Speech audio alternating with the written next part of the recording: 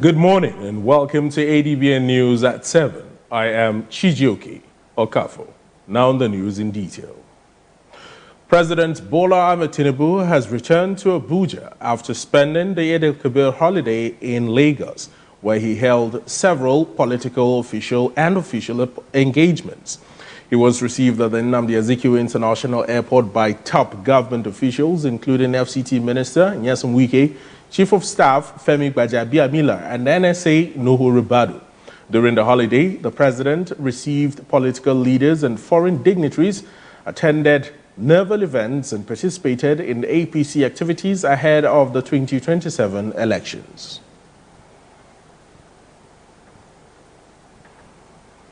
Federal government has launched a 1 million tree planting campaign at the Nigerian Defense Academy in Kaduna to tackle desertification and deforestation. The initiative aims to restore degraded land, improve air quality, and strengthen climate resilience in northern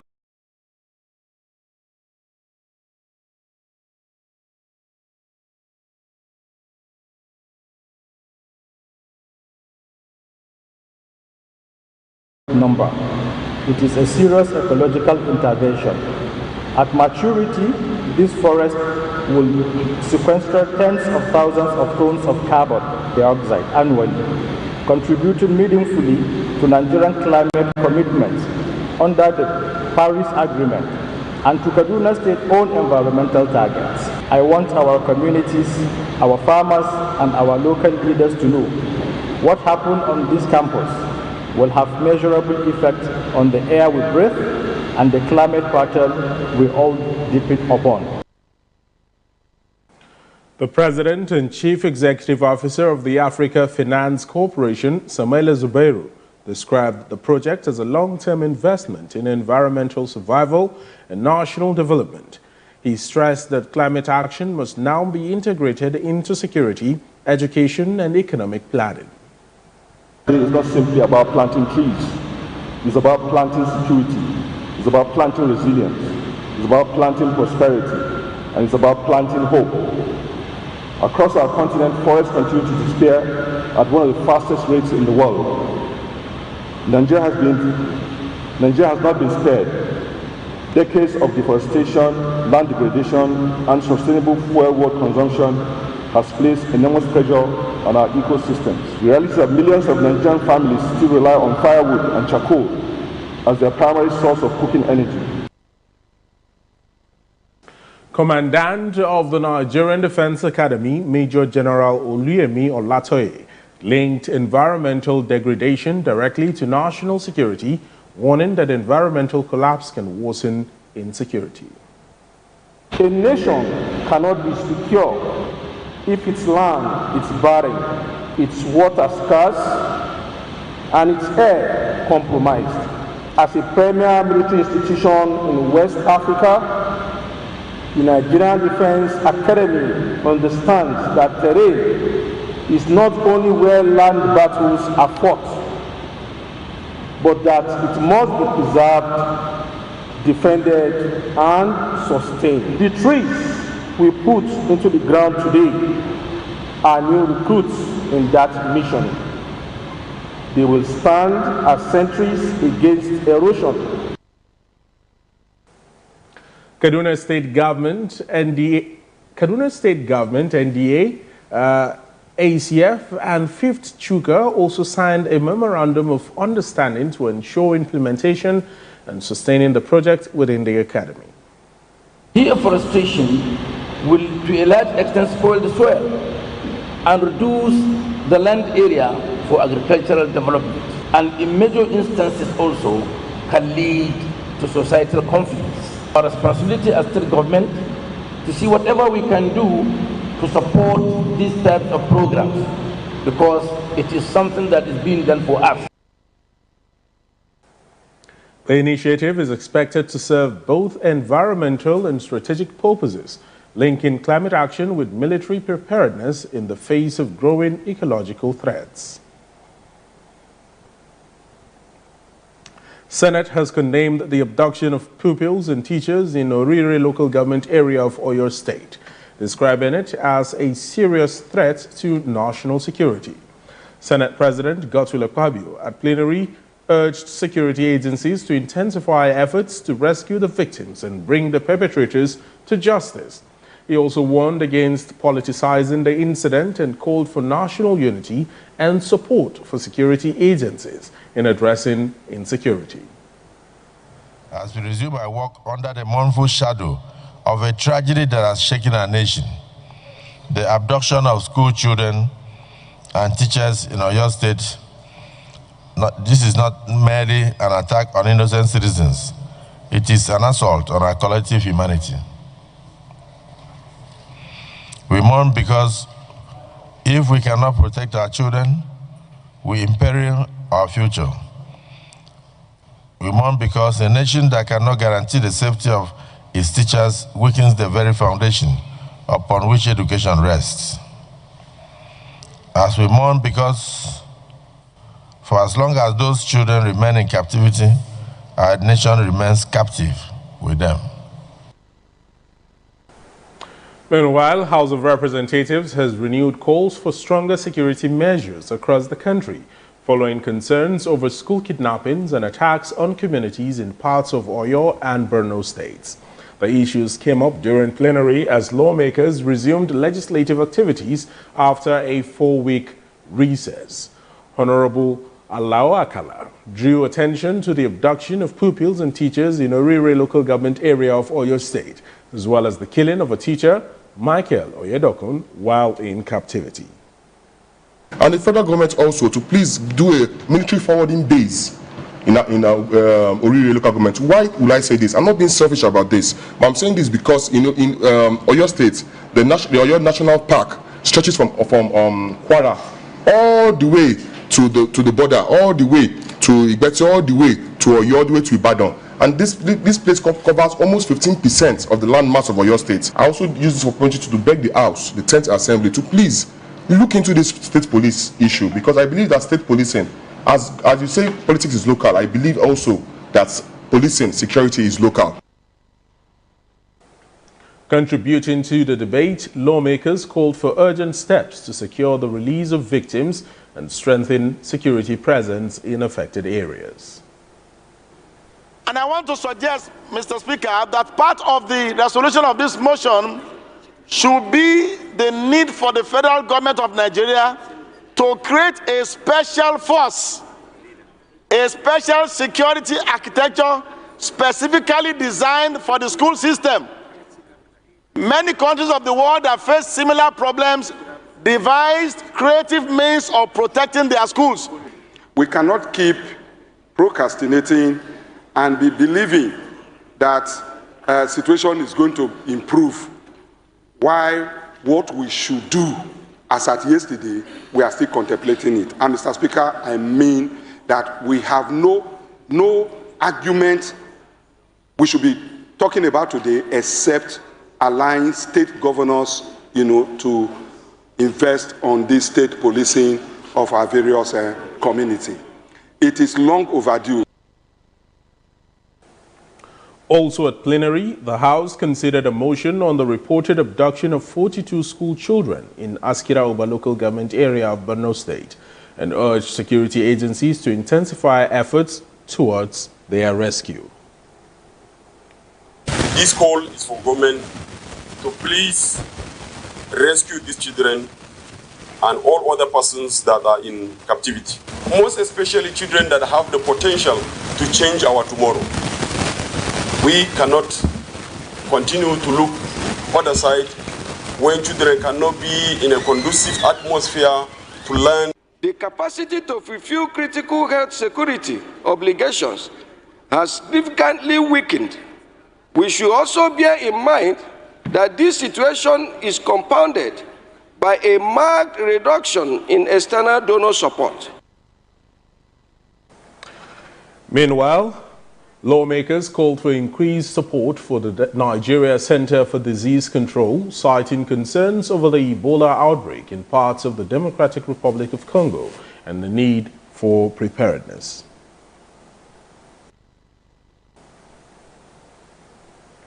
In another development, 13 members announced their defection to another political party or to other political parties, while the Speaker rather later conveyed the resignation of former Minority Leader Kingsley Chinda from his leadership position. Well, moving away from that story, NANS, the Oyo State NLC, and the Nigeria Union of Teachers, NUT, have condemned the abduction of over 30 pupils and teachers in Orire local government area during a meeting with Governor Seyi Makinde. Now, Makinde in Ibadan, while the NUT also directed an indefinite strike over the continued captivity of the victims. Following an earlier protest by teachers, workers and students at the State Secretariat demanding their urgent release. We are appealing to the government, both the federal and the state, to intensify more effort on this so that our people will be returned back, will be reunited to their families. We are in serious pain this time around. Our hearts are bleeding. We are not ready to succumb to any form of castigating any government. But what we are doing, what we are saying today is that we are bringing protests into the street to make sure that people heard our voice, the government take the necessary steps to make sure that these who have been in the custody of the bandits are released. We see that this thing has been happening for over years now, and they have been terrorizing citizens. But this time around, the teachers and the captive for over 3 weeks. For kidnapping, for attack. So the incident that occurred in Oyo State is a sad incident that you have recorded an unbearable casualties. So we are using this medium to call on the government that our endurance is becoming outstretched. We are no longer safe in our classroom. We are no longer having our composure to continue to be teaching in our classroom until our members in the bush are released. Speaking, National President of NANS, Babatunde Akinte, Oyo NLC Chairman Kayode Martins, and Oyo NUT Chairman Fatai Hassan said the government leaders should jettison politics from the fight against insecurity. For now, we are in the state for advocacy and to let those enemies of the nation know that we are not with them, we are against them, and we will continue to do everything to support our security architecture, our security system in this country, to fight them to end, to bring an end to their reign, to make sure that they have no safe place in Nigeria. And it is a collective effort for all of us. If God wills. So we are here to tell you, sir, we are aligning ourselves with your effort to redeem the people in captivity. But we want you to please speed up the efforts. In every civilized society, lives come first. Enough of Nigerian politicians playing politics with our lives. The sole and main and first responsibility of any state is the protection of lives and properties. Reverse is the case in Nigeria. Meanwhile, the Oyo State Governor, Seyi Makinde, who assured continued effort in releasing the abducted victims, urged cooperation of the public with the security agencies. Recall, a high-level delegation was paid by the federal government, led by National Security Advisor Noah Rubado, to the affected communities in Orire on Sunday.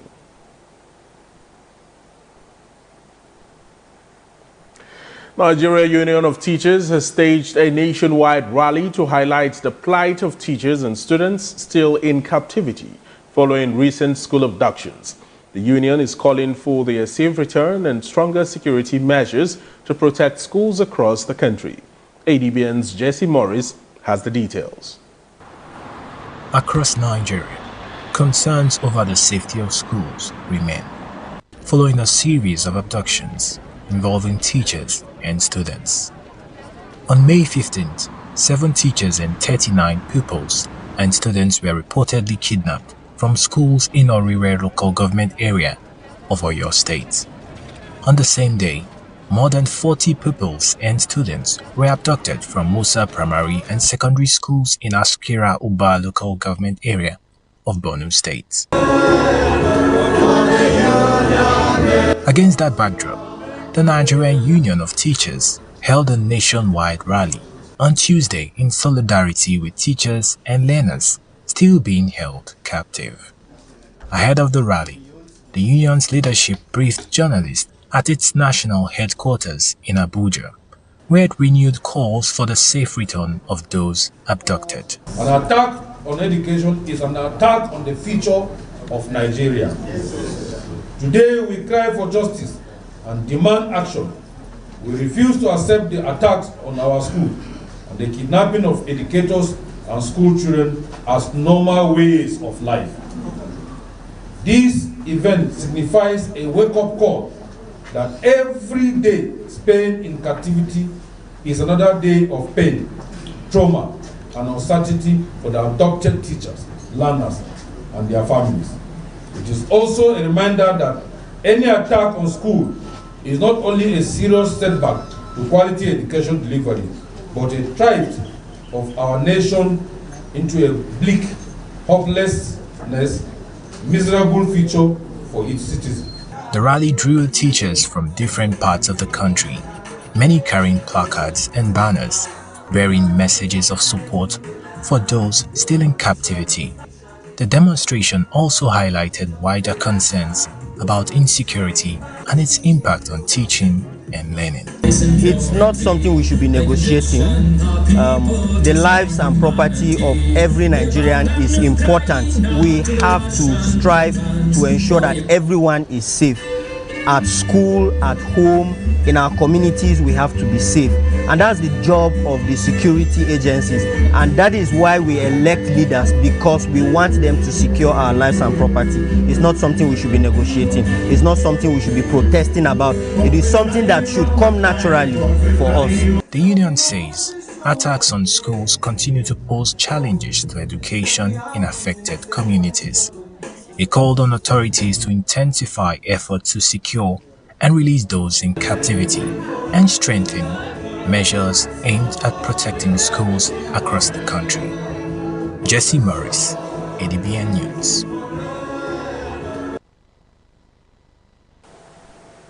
Kaduna State Wing of the Nigerian Union of Teachers, NUT, has joined a nationwide solidarity rally calling for stronger protection of schools and the rescue of abducted students and teachers.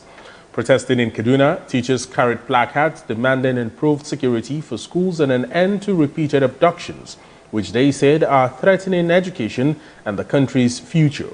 The union cited past attacks in Chibok, Dapchi, Kankara, Kagara, and several Kaduna schools, describing the trend as a national tragedy that has left teachers and students in fear. Show solidarity not only to teachers of Kaduna State, Oyo, but to teachers and pupils of the country at large. If the government have been taking measures, then they have not actually done enough. So we are adding our voice to so many voices that have been talking in regards to the issue of insecurity, so that the government should really rise up to its responsibility, so that those teachers and pupils that are abducted all over the country should return back to their various homes. The union further called for improved security around schools, especially in rural and vulnerable communities, prosecution of perpetrators of school attacks, and support for victims and their families through counseling, healthcare, and financial assistance. We want to use this medium to encourage the teachers, most especially of Kaduna State, not to be discouraged by the recent happenings. We will continue to add our voice to so many voices until the writing is done. But if there is no any improvement, we are going to give ultimatum, definitely. The Nigeria Union of Teachers says protecting schools is critical to safeguarding the nation's future, insisting that every child deserves access to education in a safe and secure environment. Moving on, Akwa Ibom State House of Assembly has announced that legislative activities will resume next Tuesday at its assembly complex along Udodoma Avenue following renovation works. Speaker Odemiotong issued the directive after lawmakers were reportedly denied access to their temporary seating venue at the Ministry of Local Government and Chieftaincy Affairs. The Assembly also urged faster completion of renovation work and expressed concern over the conduct of security operatives at the Government House gate.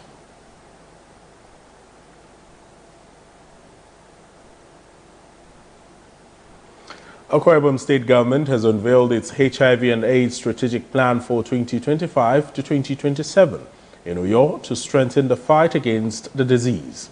Officials from Aksaka and Naka said the state's HIV burden makes the new framework necessary. They called for sustained commitment and coordinated action to achieve HIV control targets over the next 3 years. As we commence the dissemination of this strategic plan today, I call upon all stakeholders to renew their commitment to the HIV response. Government, development partners, civil society, traditional institutions, faith-based organizations, the private sector, communities, and individuals all have critical roles to play. Together, we must translate this strategic framework into meaningful action and measurable results. Commissioner for Health, Dr. John Ekem, represented by Chairman, Akwa Ibom State Health Insurance Agency, Dr. Aniakan Ekwere, explained that the plan is designed to strengthen prevention, improve access to treatment, and support vulnerable groups while ensuring that no one is left behind in the response process. We must be honest with ourselves. Whilst significant progress has been recorded in prevention, testing, and treatment, the burden of HIV remains a development and security concern that demands sustained political will, stronger systems, and smarter investment of resources. This is why this strategic plan is critical. It provides direction, it strengthens coordination, and clarifies responsibilities.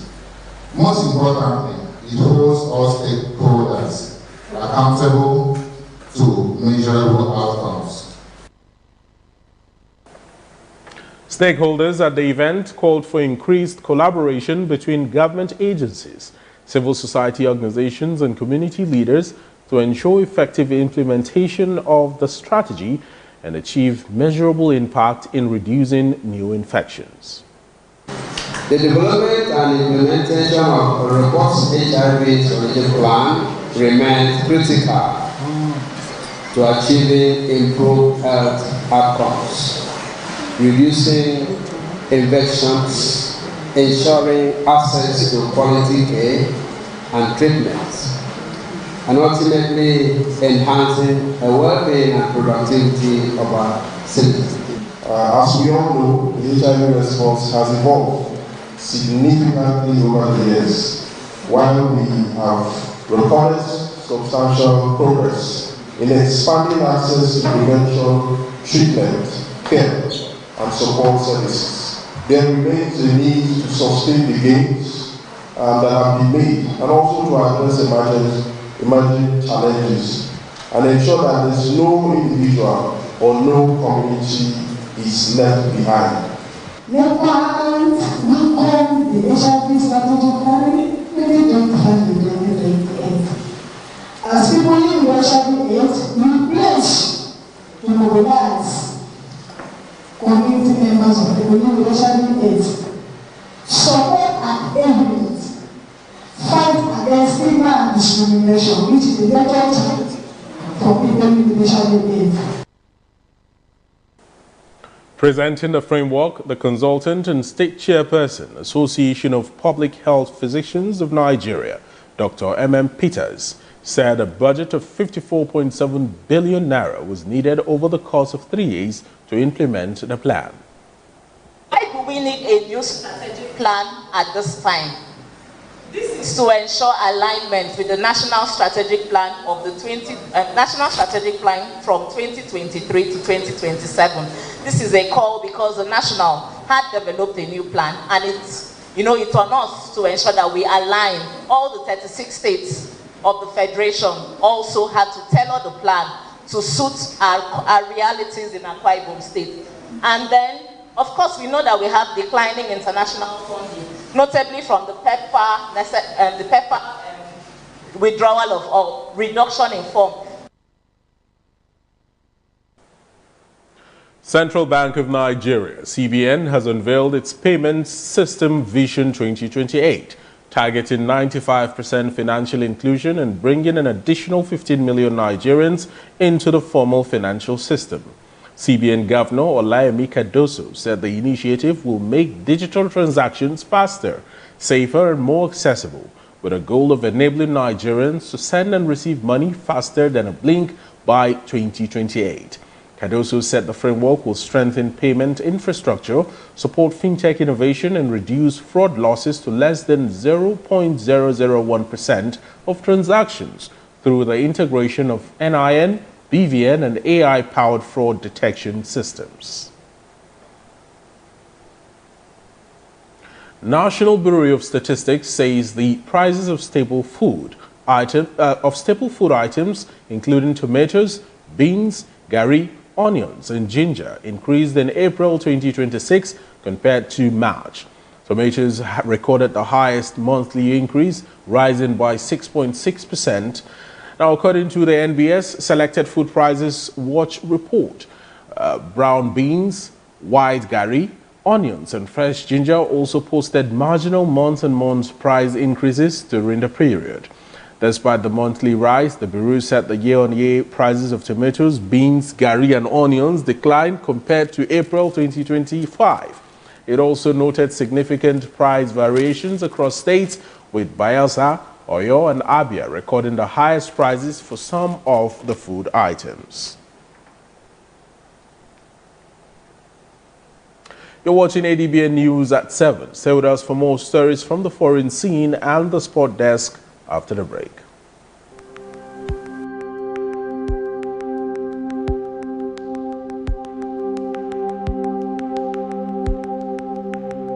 Welcome to the Niger Delta, a region of incredible beauty and stark contrast. From its breathtaking landscapes to its rich cultural heritage, this is a place where history and modernity collide. But beneath this serene surface lies a story of struggle and resilience. The Niger Delta is the lifeblood of Nigeria's economy, home to vast oil reserves that fuel the nation, yet it is a land where the people fight for their share of the wealth. Join us on the program Niger Delta Today as we explore the heart of the Niger Delta, discover the vibrant cultures, the struggles for environmental justice, and the stories of the people who call this place home. This is the Niger Delta, a land of contrast, a story of resilience, a journey of hope. Don't miss our exclusive series, Niger Delta Today, every day at 12 noon, only on ADBN TV. Witness the untold stories, experience the journey, be part of the change.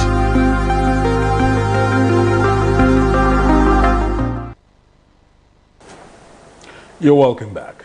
To some stories on the foreign scene now. Ghana and the United Kingdom have signed a £215 million UK-Ghana partnership agreement aimed at boosting economic transformation and creating jobs. The deal was sealed at the Ghana-UK Investment Summit in London. The agreement, signed by officials from both countries, focuses on education, trade facilitation, private investment, and industrial growth. It is expected to strengthen economic ties and support Ghana's development agenda. President John Mahama said Ghana's economy is recovering, citing falling inflation, stronger reserves, and a more stable currency. He added that investor confidence has improved following recent economic gains. United States plans to reduce the number of embassies and consulates in Africa, processing visa applications, cutting them from 50 to 20 hub locations. The change, expected to take effect in June, is part of a broader immigration crackdown under the Trump administration. Under the new system approved by Secretary of State Marco Rubio, visa processing will be centralized in designated hubs, including Accra, Lagos, Nairobi, and Johannesburg. Applicants from countries without a hub will be required to travel to other nations for visa services. The State Department said the restructuring is aimed at improving security screening and aligning resources with U.S. priorities. The move is expected to increase travel costs and logistical challenges for applicants, while non-hub missions will retain limited consular services. Now in sports, Nigeria will go for victory in Wednesday's international friendly encounter against the White Reds of Poland, says head coach Eric Chile, as he welcomed energetic defender Calvin Bassey to the team's Warsaw Presidential Hotel on Tuesday. Bassey's arrival brought the number of players in camp to 20, and with a good balance of personnel across the sectors of the pitch.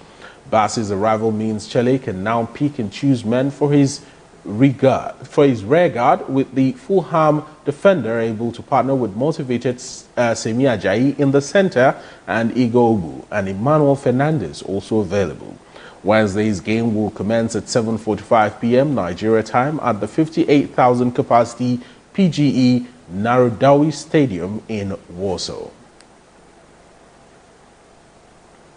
Jakub Mensik continued his impressive run at the French Open on Tuesday, defeating Brazilian sensation João Fonseca 6-4, 6-3, 7-6 to reach the semi-finals.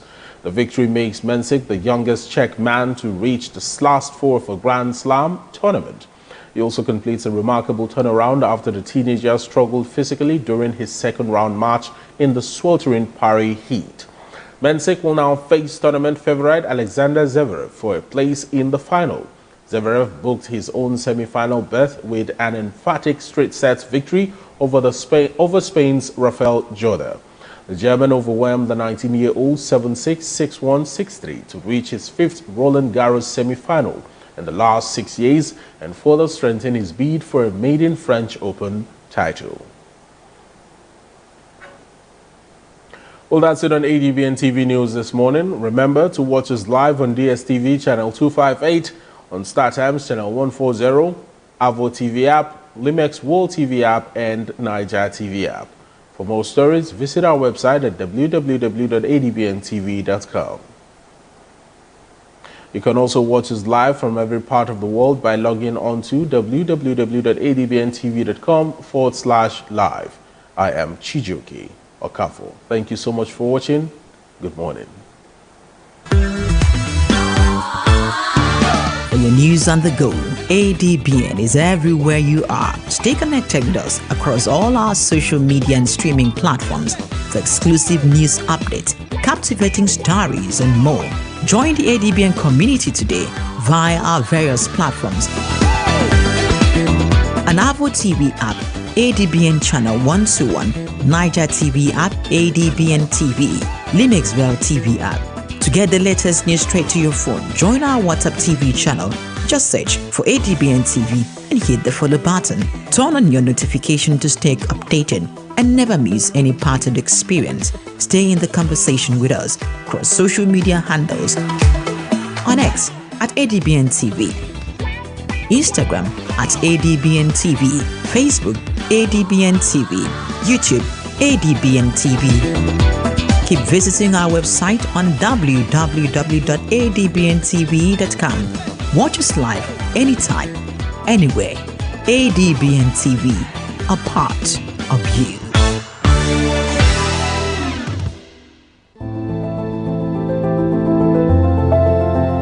It doesn't take a pandemic or an epidemic to know that clean hands save lives. Hand washing is essential anytime, anywhere to protect your health. So keep washing your hands, not just when they're dirty, but even on the go. Stay safe, stay healthy, keep your hands clean.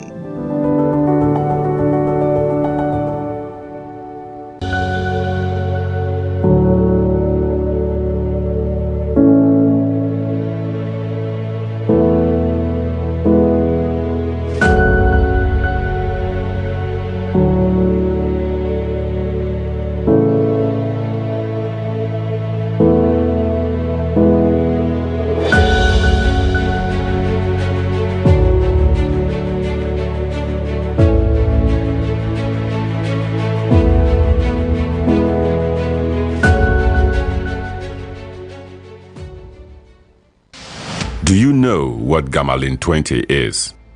It is a dangerous chemical pesticide never meant for human consumption. Sadly, some fishermen illegally use Gamalin 20 to catch fish, poisoning not just the water, but the food on your plate. Here's how to spot fish caught with Gamalin 20. Fish that look unusually fresh but stiff. A strange chemical smell, sometimes like kerosene, when cooked. Pale or bleached gills, peeling scales, or sunken eyes.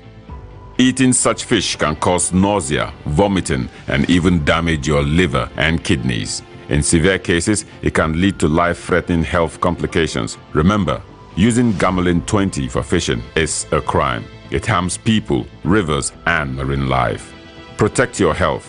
Buy fish only from trusted sellers. Report suspicious fishing practices to the authorities. Together, let's keep our waters safe and our meals healthy.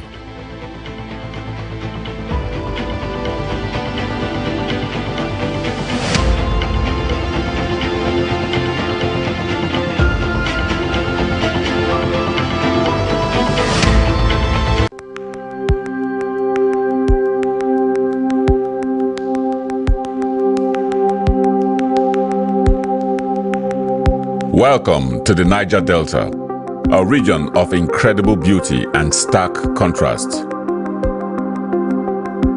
From its breathtaking landscapes to its rich cultural heritage, this is a place where history and modernity collide. But beneath this serene surface lies a story of struggle and resilience. The Niger Delta is the lifeblood of Nigeria's economy, home to vast oil reserves that fuel the nation, yet it is a land where the people fight for their share of the wealth. Join us on the program Niger Delta Today as we explore the heart of the Niger Delta, discover the vibrant cultures, the struggles for environmental justice, and the stories of the people who call this place home. This is the Niger Delta, a land of contrast, a story of resilience, a journey of hope. Don't miss our exclusive series, Niger Delta Today, every day at 12 noon, only on ADBN TV. Witness the untold stories, experience the journey, be part of the change. In a world of overwhelming voices, where everyone has different opinion on different issues, it is important that we bring the core issue to the fore. Join me, Nancy Banigo, on Softline as we lend our voices to inform and influence your thoughts and actions. This is not just mere talk, it is an evocative program that touches the core of our existence.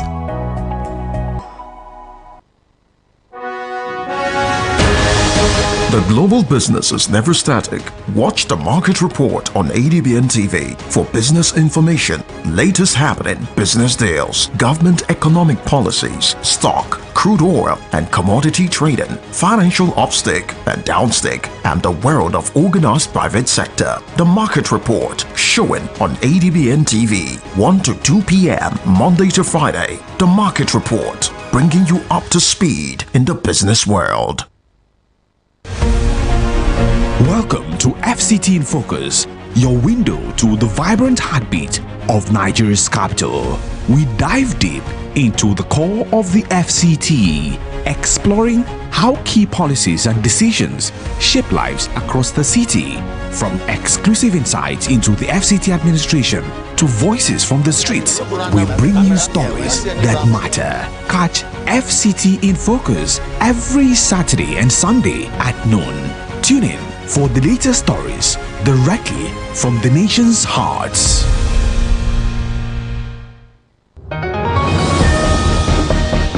Step into the heartbeat of the world where news meets real talk.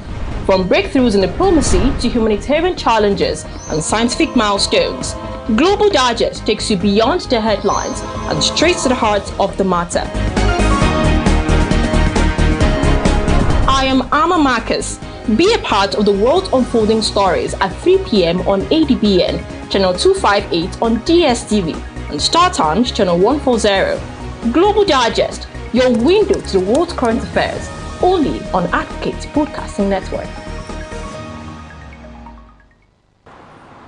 Across Nigeria, concerns over the safety of schools remain, following a series of abductions involving teachers and students. On May 15th, 7 teachers and 39 pupils and students were reportedly kidnapped from schools in Orire local government area of Oyo State. On the same day, more than 40 pupils and students were abducted from Musa Primary and Secondary Schools in Askira Uba local government area of Borno State. Against that backdrop, the Nigerian Union of Teachers held a nationwide rally on Tuesday in solidarity with teachers and learners still being held captive. Ahead of the rally, the union's leadership briefed journalists at its national headquarters in Abuja, where it renewed calls for the safe return of those abducted. An attack on education is an attack on the future of Nigeria. Today we cry for justice and demand action. We refuse to accept the attacks on our school and the kidnapping of educators and school children as normal ways of life. This event signifies a wake-up call that every day spent in captivity is another day of pain, trauma, and uncertainty for the abducted teachers, learners, and their families. It is also a reminder that any attack on school is not only a serious setback to quality education delivery, but a threat of our nation into a bleak, hopelessness, miserable future for its citizens. The rally drew teachers from different parts of the country, many carrying placards and banners, bearing messages of support for those still in captivity. The demonstration also highlighted wider concerns about insecurity and its impact on teaching and learning. It's not something we should be negotiating. The lives and property of every Nigerian is important. We have to strive to ensure that everyone is safe. At school, at home, in our communities, we have to be safe. And that's the job of the security agencies. And that is why we elect leaders, because we want them to secure our lives and property. It's not something we should be negotiating. It's not something we should be protesting about. It is something that should come naturally for us. The union says attacks on schools continue to pose challenges to education in affected communities. It called on authorities to intensify efforts to secure and release those in captivity and strengthen measures aimed at protecting schools across the country. Jesse Morris, ADBN News. After decades of neglect, the doctor's quarters on Exotic Street in Benin City is gradually being transformed into a functional accommodation facility aimed at improving the welfare of healthcare workers. Commissioner for Health said the building had remained neglected for more than 40 years before the current administration commenced its rehabilitation, adding that work on the project is now over 85% completed. I want to thank the Excellency for putting the China agenda, especially health, as its priority. And we pray that God will continue to give him strength and more wisdom to govern the states. Inspecting the project, Governor Mando Bewolo expressed satisfaction over the pace of the project and urged contractors to meet up with the timeline. They just promised that in the next 1 month, maybe 1 or 2 weeks, they will be ready for the doctors to pack in. So I hope it will be done by the grace of God. I'll come back again to see the progress of work done in the next 2 or 3 months, so that we prepare for them to move in. In Edo State, Favor Osazua, ADBN News. The fight against illicit drugs in Edo State received a boost as operatives of the Edo State Security Network arrested 2 suspects during separate operations in Benin City. Security officials say large quantities of suspected cannabis, crystal methamphetamine, Colorado, Canadian loud were recovered from the suspects. Commissioner for Public Security and Safety, Festus Ibia, described the arrest as part of ongoing efforts to rid the state of drug-related crimes and protect young people from substance abuse. Edo State has been inundated with complaints of our youths who are roaming the streets in a very disgraceful manner. Some of them, you see them on the floor, they are drooling in large saliva. Some will just have their heads in other part of their body and whatever it is. And will be noted with cause of what is going on. And from closer examination, we found out that they are all under the influence of hard drugs and narcotics. The suspects are expected to be handed over to the National Drug Law Enforcement Agency for further investigation and prosecution. In Edo State, Favor Osazua, ADB. Governor Mondo Okpebholo's visit to the Edo Broadcasting Service marks the first major engagement with the station following the recent leadership change. During an inspection of the facility, the governor expressed concern over the state of the premises and the failure to install a terrestrial transmitter acquired in 2025, noting that the development may have affected the station's performance and reach. This is my business in the past. So when you are buying transmitter, you must buy at the same time with UPS. The newly appointed acting managing director of EBS, Festus Aleke, highlighted operational challenges including inadequate mobility and power supply, while pledging improved service delivery. With the assurances you have given, we tend to now make it additional 12 hours to make it 24 hours. From this moment, it will be done because that is what the rules that set up this station said. I will abide with it 100%. So lastly, Mr. Governor, we want to thank you for paying our salaries, because I know that by 25th of every month, all EBS staff will clap. They are already clapping. I will not be so by people. Governor Okpebholo assured staff of government support, stressing the need to strengthen the station's capacity to effectively serve the people of Edo State. Yeah, he requested for a transmitter, which I gave money to buy, and I thought that with that things should be moving, but I didn't know it was not installed.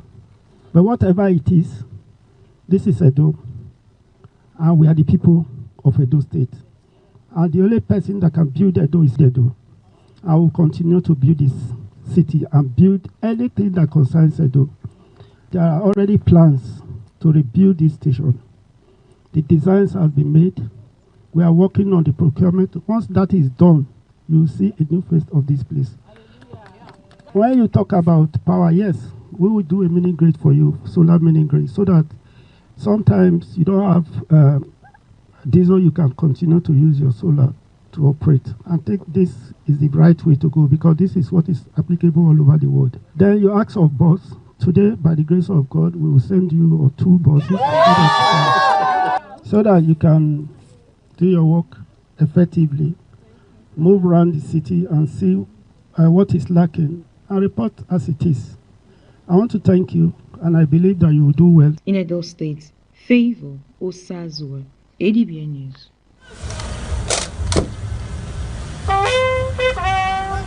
To enhance operational effectiveness and combat readiness, personnel of the Nigerian Army are undergoing a specialized technical training in Uyo. The system has a metric dashboard where the CMI will always at a glance. The training, organized by the Nigerian Army Intelligence Corps, is designed to improve the adaptability and resilience of combat support arms through the application of indigenous innovations and emerging technologies.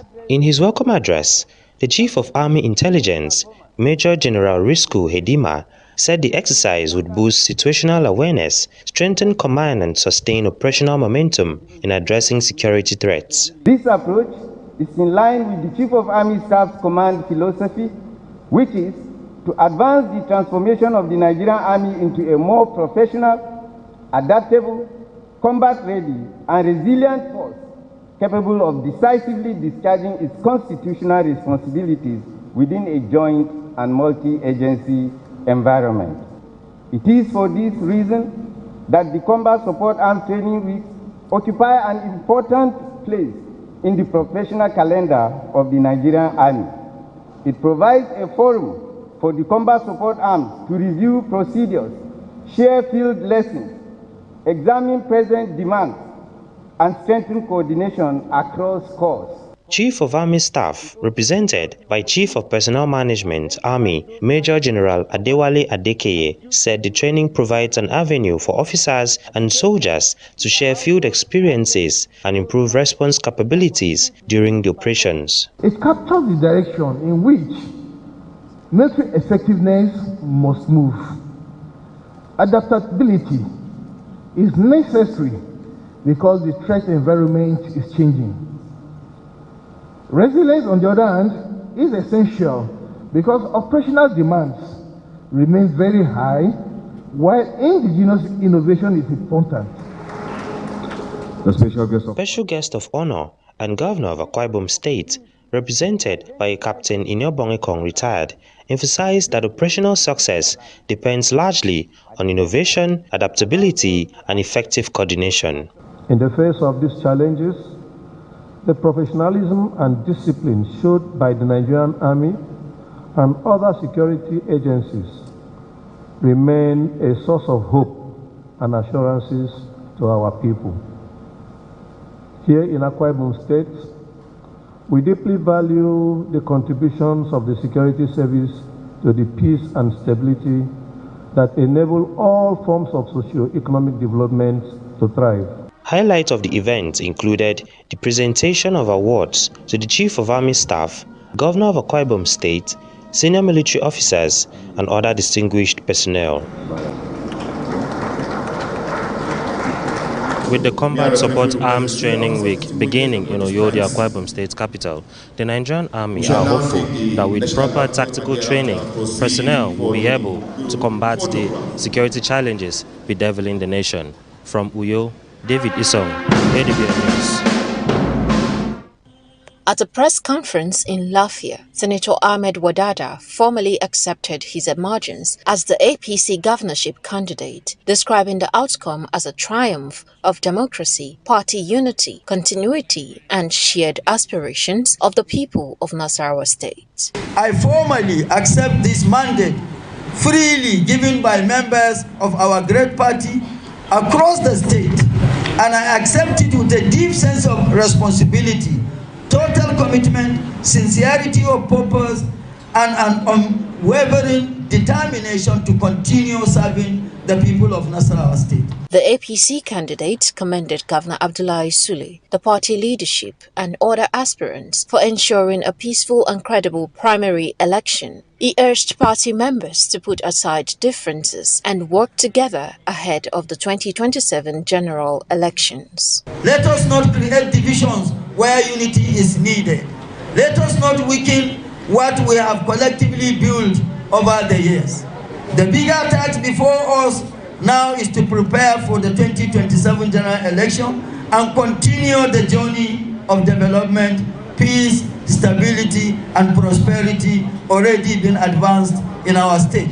Senator Wadada also outlined the key pillars of his heart's agenda, which focuses on human capital development, economic enhancement, agriculture, rural and urban development, trade and investment, and security. He said the framework places emphasis on youth and women development, education, skills acquisition, and initiatives aimed at expanding economic opportunities across the state. The first step of empowering the youth is to create the needed and required enabling environment for them to have access to education.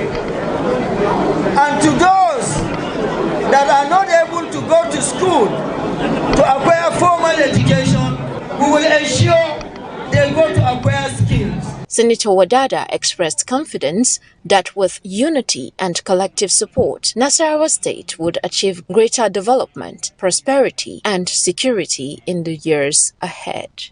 Mary Ujiji, ADBN News. For your news on the go, ADBN is everywhere you are. Stay connected with us across all our social media and streaming platforms for exclusive news updates, captivating stories, and more. Join the ADBN community today via our various platforms. Anavo TV app, ADBN Channel 121, Niger TV app, ADBN TV, Linux Well TV app.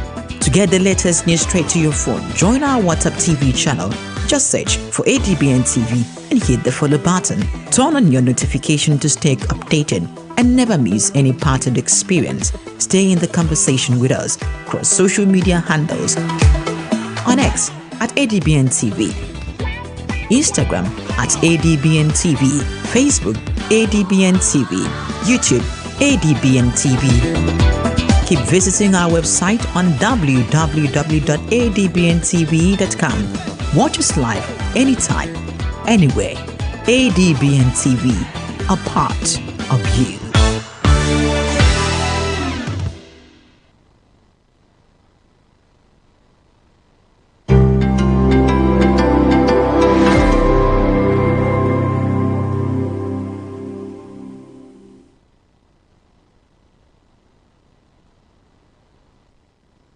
Hello, a very good morning to you. Welcome and thanks for choosing to start your day on ADBN television. My name is Beto Bryan, your host. It's another day to review major headlines across Nigeria. And prominent of them all is a nationwide protest as backed by the Nigerian Union of Teachers, the Nigerian Labour Congress and other affiliated unions over the kidnap of school children and teachers in Borno and Oyo states. As the countdown of the number of days in captivity clocks 18. Quite sadly so, the government is going under increasing pressure to expedite action to secure the safe release of all teachers and students still in the abductors' den. Whilst that is the case, the National Assembly reconvened in its plenary sessions in both the red and green chambers, as a joint call by the Senate and the House of Representatives is on the need to expedite actions on the State Police Bill. More on this on the program this morning, as we first off start with a review of as many headline stories as we can garner. Greeting the front pages of the newspaper this morning are headlines as published by the editorial guidelines of each newspaper, which do not in any way represent the stance of ADBN television. That being said, let's walk you through the major headlines greeting the dailies this morning. Starting off with the Daily Trust. On the Daily Trust newspaper, you'd find leading the headline, Teachers protest wave of school abductions. Teachers protest wave of school abductions. CAN calls for state of emergency on insecurity is the strapline accompanying that story, where you'd find the prominent photograph with inserted pictures from the NUT protest in Plateau, Lagos, Borno and Enugu. The caption reads, members of the Nigerian Union of Teachers protesting over abduction of school children, teachers yesterday. Borno records 274 fresh cholera cases in 24 hours is the rider story. Now more headlines beneath the masthead. 13 reps members switch parties. Many killed as Sokoto records another attack in 48 hours. TGI Group and Wilma International Forum strategic joint venture to strengthen food security and drive agricultural growth in West Africa is a promotional captured on the inside page 8 of the Daily Trust. Now, away from the Daily Trust newspaper this morning, our next point of call is the Nigerian Tribune. Much similar to the headline on the Daily Trust, the Nigerian Tribune leads with this. Teachers' protests spreads over school abduction. Teachers' protests spread over school abductions. Hold in Kogi, Lagos, Kwara, Rivers, Benue, Edo, Oyo, Ondo, Osun, Cross River, FCT. NANS, NLC join in solidarity. Senate reps condemn attack, warn against politicizing insecurity. Our priority is safe return of our students, not politics, says Governor Seyi Makinde. CAN declares 3-day national mourning. June 14, Black Sunday, demands state of emergency on security. Beneath that, you'd find a picture of prominence where the Oyo State Governor Seyi Makinde addressing the National Association of Nigerian Students, Nigerian Union of Teachers, and the Nigerian Labour Congress during a protest at the Governor's Office Secretariat in Ibadan on the abduction of teachers and pupils in Orire local government area of Oyo State on Tuesday. EFCC Lamido clash over witness in 1.35 billion naira fraud trial. 13 reps dump APC, PDP after party primaries. 6 Oyo lawmakers, 1 from Bauchi, join APM. Kingsley Chinder resigns as minority leader. ADC crisis. Aregbesola asks new judge to withdraw from Nafiu Balagombe's suit. The sidebar is a health study as researchers say new antibiotics-free strategy prevents newborn meningitis. Now, a few more headlines above the masthead this morning. First, to your left, you'd find private sector growth hits 9-month high despite cost pressures. That report is on the inside page 5. INEC probes insider breach of CVR database to hand over culprit for legal actions. UN budget crisis tops agenda as Nigeria's Jimoh Ibrahim takes helm of key UN committee. That's the headline on the front page of the Nigerian Tribune. Away from the Nigerian Tribune, our next point of call is the Vanguard newspaper. Leading headlines on the Vanguard newspaper this morning, you'd find Oyo Borno kidnappings, more pressures on FG, governors to rescue abducted school children. As NUT, NLC, NANS, CSOs protest nationwide, reps seek urgent rescue of abducted Oyo Borno school children. Pushes for state police security reforms. Makinde vows safe return of abducted teachers' pupils. Establishment of military base in Oyo community receives urgent consideration, says President Tinubu. Security agencies can track, locate bandits, says Buratai. Oyo abduction, assault on our collective humanity, says the Senate President Akpabio. Insecurity, declare security emergency now, Khan tells FG. INEC data leak sparks row, Emeka Ike threatens action against Wike's aide, Ola Yinka. Beneath the picture of prominence you'd find on the rider, Operation Safe Corridor, between justice for victims and mercy for terrorists. Adeboye to security chiefs, end terror in 90 days or resign. Above the masthead, a few more headlines on the Vanguard newspaper this morning. Manufacturers' alternative energy expenditure surges 71.4% to 1.34 trillion naira in 2 years. 13 reps switch parties. Chinder resigns as minority leader. Reps call for immediate funding of NCDC amid rising Ebola threats. Court holds coroner's inquest into death of Chimamanda's son. I'll take that again. Court holds coroner's inquest into death of Chimamanda's son. And the picture of prominence there, you'd find President Bola Ahmed Tinubu side by sides Benin Republic's President Wadinga during his visit to Nigeria on Monday at the residence of the president in Ikoyi, Lagos. Away from the Vanguard newspaper, let's take a look at the Nation newspaper next. On the Nation, you'd find Senate, House, protesters. Let's get kidnapped victims out is a collective call by all concerned. Protests spread to Lagos, FCT, Kwara, Plateau, others. Do not politicize insecurity, says Akpabio, Wike. Abductors of General Rabi Abubakar demand release of their men in custody. Investment group, global company, partner in food production, job creation. ADC asks judge to quit case. DSS joins probe of INEC portal breach. ADC presidential primary shameful. Babachar insists Tinubu's reforms okay for economic recovery, says the Manufacturing Association of Nigeria. Ambassador Jimoh Ibrahim elected UN budget admin chairman. Federal government tightens border control to prevent Ebola. Ekiti 2026. I will end insecurity in 24 months, says ADC candidate. Your performance has campaigned for you. Drivers tell Oyebanji. Why Ekiti South deserve governor's seat by Odeyemi. Those are the headlines on the front page of The Nation. And moving on, our next newspaper, The Punch, leads with the catchphrase, "School children abduction," as the lead headline reads. Oyo protesters nationwide. Oyo protests go nationwide.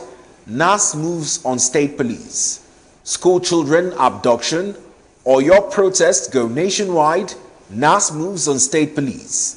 Teachers, residents protest in Kanu, Port Harcourt, FCT, Edo, Cross River, Benue, Taraba, Anambra, Akwa Ibom, others. NLC NUT NANS rally at Governor Makinde's office. Senate observes 1 minute silence for slain teachers. Reps, Senate set to expedite state police bill as anger spreads over abduction security failures.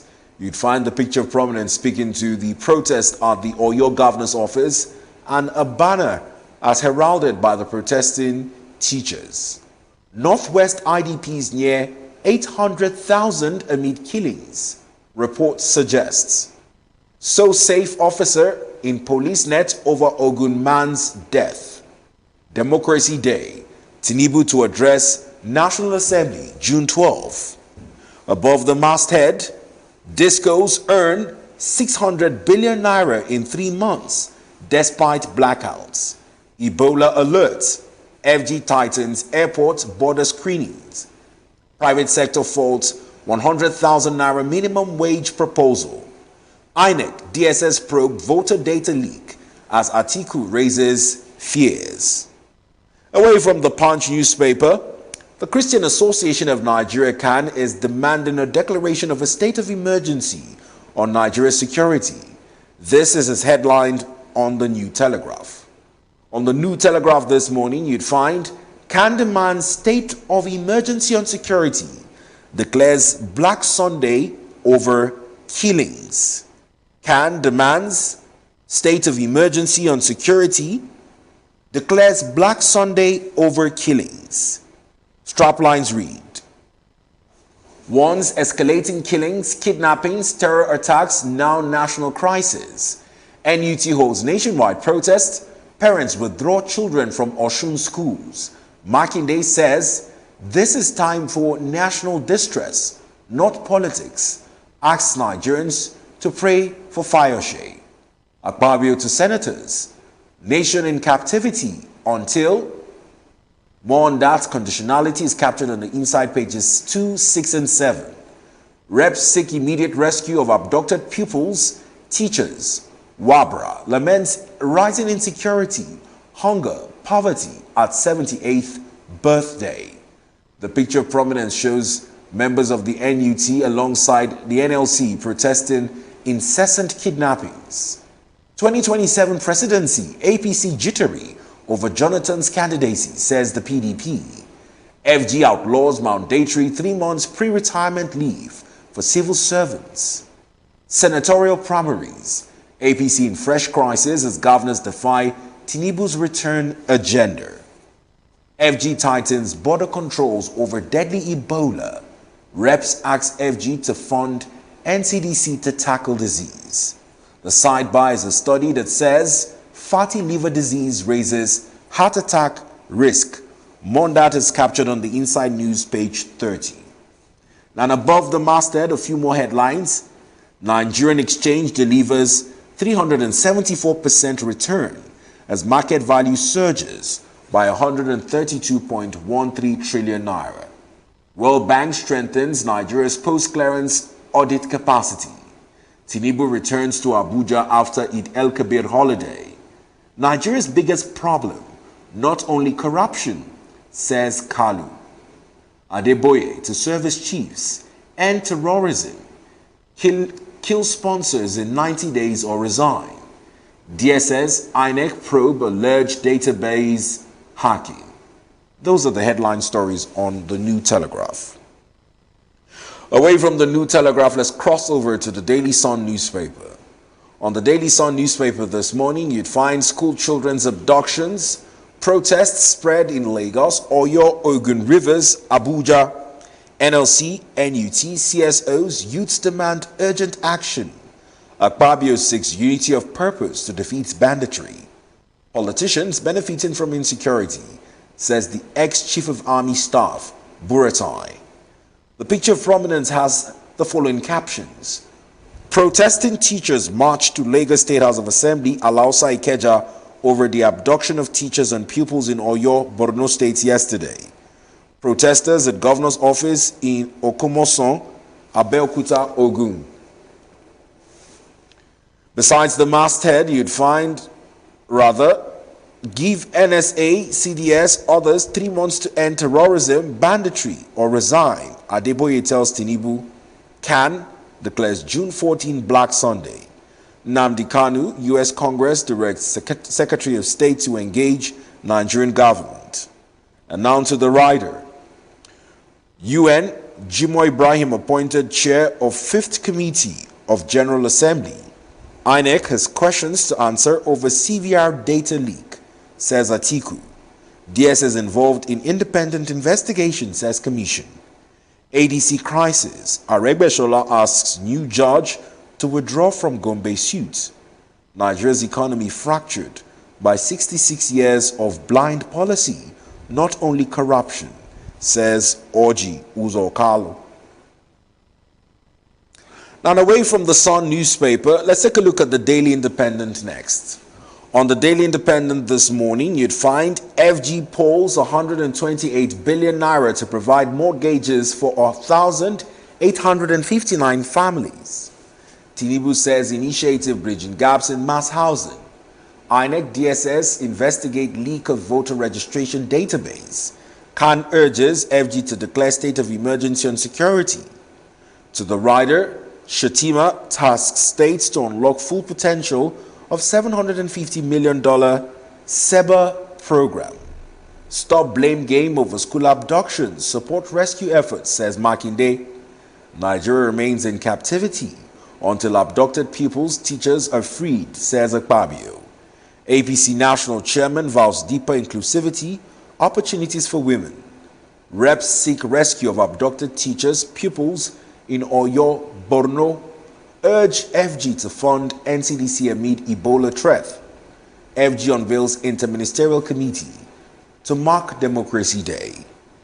Now, away from the Daily Independent, let's take a look at the Daily Times newspaper. On the Daily Times newspaper this morning, you'd find the lead story as it reads. INEC DSS launched probe into alleged unauthorized access to CVR database. 178 communities at risk of flooding in Kano. NEMA raises the alert. Banks' bad loans rise above CBN's 5% limit after forbearance withdrawal. Beneath that, on the rider, you'd find a few more headlines. Reps seek urgent security reforms over Orire school kidnappings, teachers murder. Invest borrowed funds on productive assets, not consumption, says the African Development Bank, AFDB. At this point in time, let's invite to join us our guest reviewer who joins us virtually in person of Dr. Aliu Elias as we look to expand our review of the prominent headline stories on Focus this morning. Hello, Doctor. Good morning and welcome to the program. Good morning. Thank you for having me. Always a pleasure. Now, without further ado, let's get your reactions to the nationwide protest as led by the Nigerian Union of Teachers over the incessant abduction of pupils, teachers, and other school children. I think it is expected, even by students. Majority of Nigeria are in protests, even though the protests may not be taking us to the streets. I don't think there's any Nigerian who is not having the spirit of protesting against kidnapping, banditry, terrorism, because it's becoming a serious problem for every household, every community, every state, and even the federal government. So I think everyone is in the spirit of protest. So I think it is good. Protest is actually a call on the federal government, a call on the state government, a call on the local government, a call on the international community, a call on the stakeholders to actually come to our rescue, because it is getting too much. Recall the same day that kidnapping happened, Askira Uba also have their own experience. So I think it's becoming one problem too many for the country. We don't know who is even next. That's the deciding part of it. So, before, we usually say, yes, it is happening in the Northeast. From Northeast, it actually crept into the North Central. From North Central, it crept into Northwest. And now, it is in the Southwest. So, and that's a signal that no one is actually, above this problem of kidnapping. So I think everyone in Nigeria, everyone in good spirits, actually protesting against kidnapping, insurgency, terrorism, and all the acts of banditry in our country, Nigeria. Now, Doctor, it was quite surprising to many because ahead of this protest, the Oyo State Governor, Seyi Makinde, had warned that public demonstrations might only embolden these kidnappers. And it's interesting to see that the NUT, the NLC, and NANS in Oyo State led their protest to the governor's office at the Secretariat in Ibadan. Whereas people keeping count would note that these abductions happened in Borno and in Oyo since May 14. And counting now, we're in the third day of June. Does it worry you that children under the ages of 3 have spent more than 2 weeks in the kidnappers' den?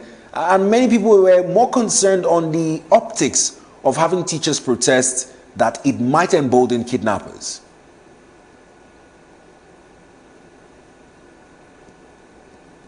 Hello, Doctor, are you with me? Well, whilst Dr. Ali... Yes, I'm with you. I think it's quite worrisome, and it is clear, it's obvious that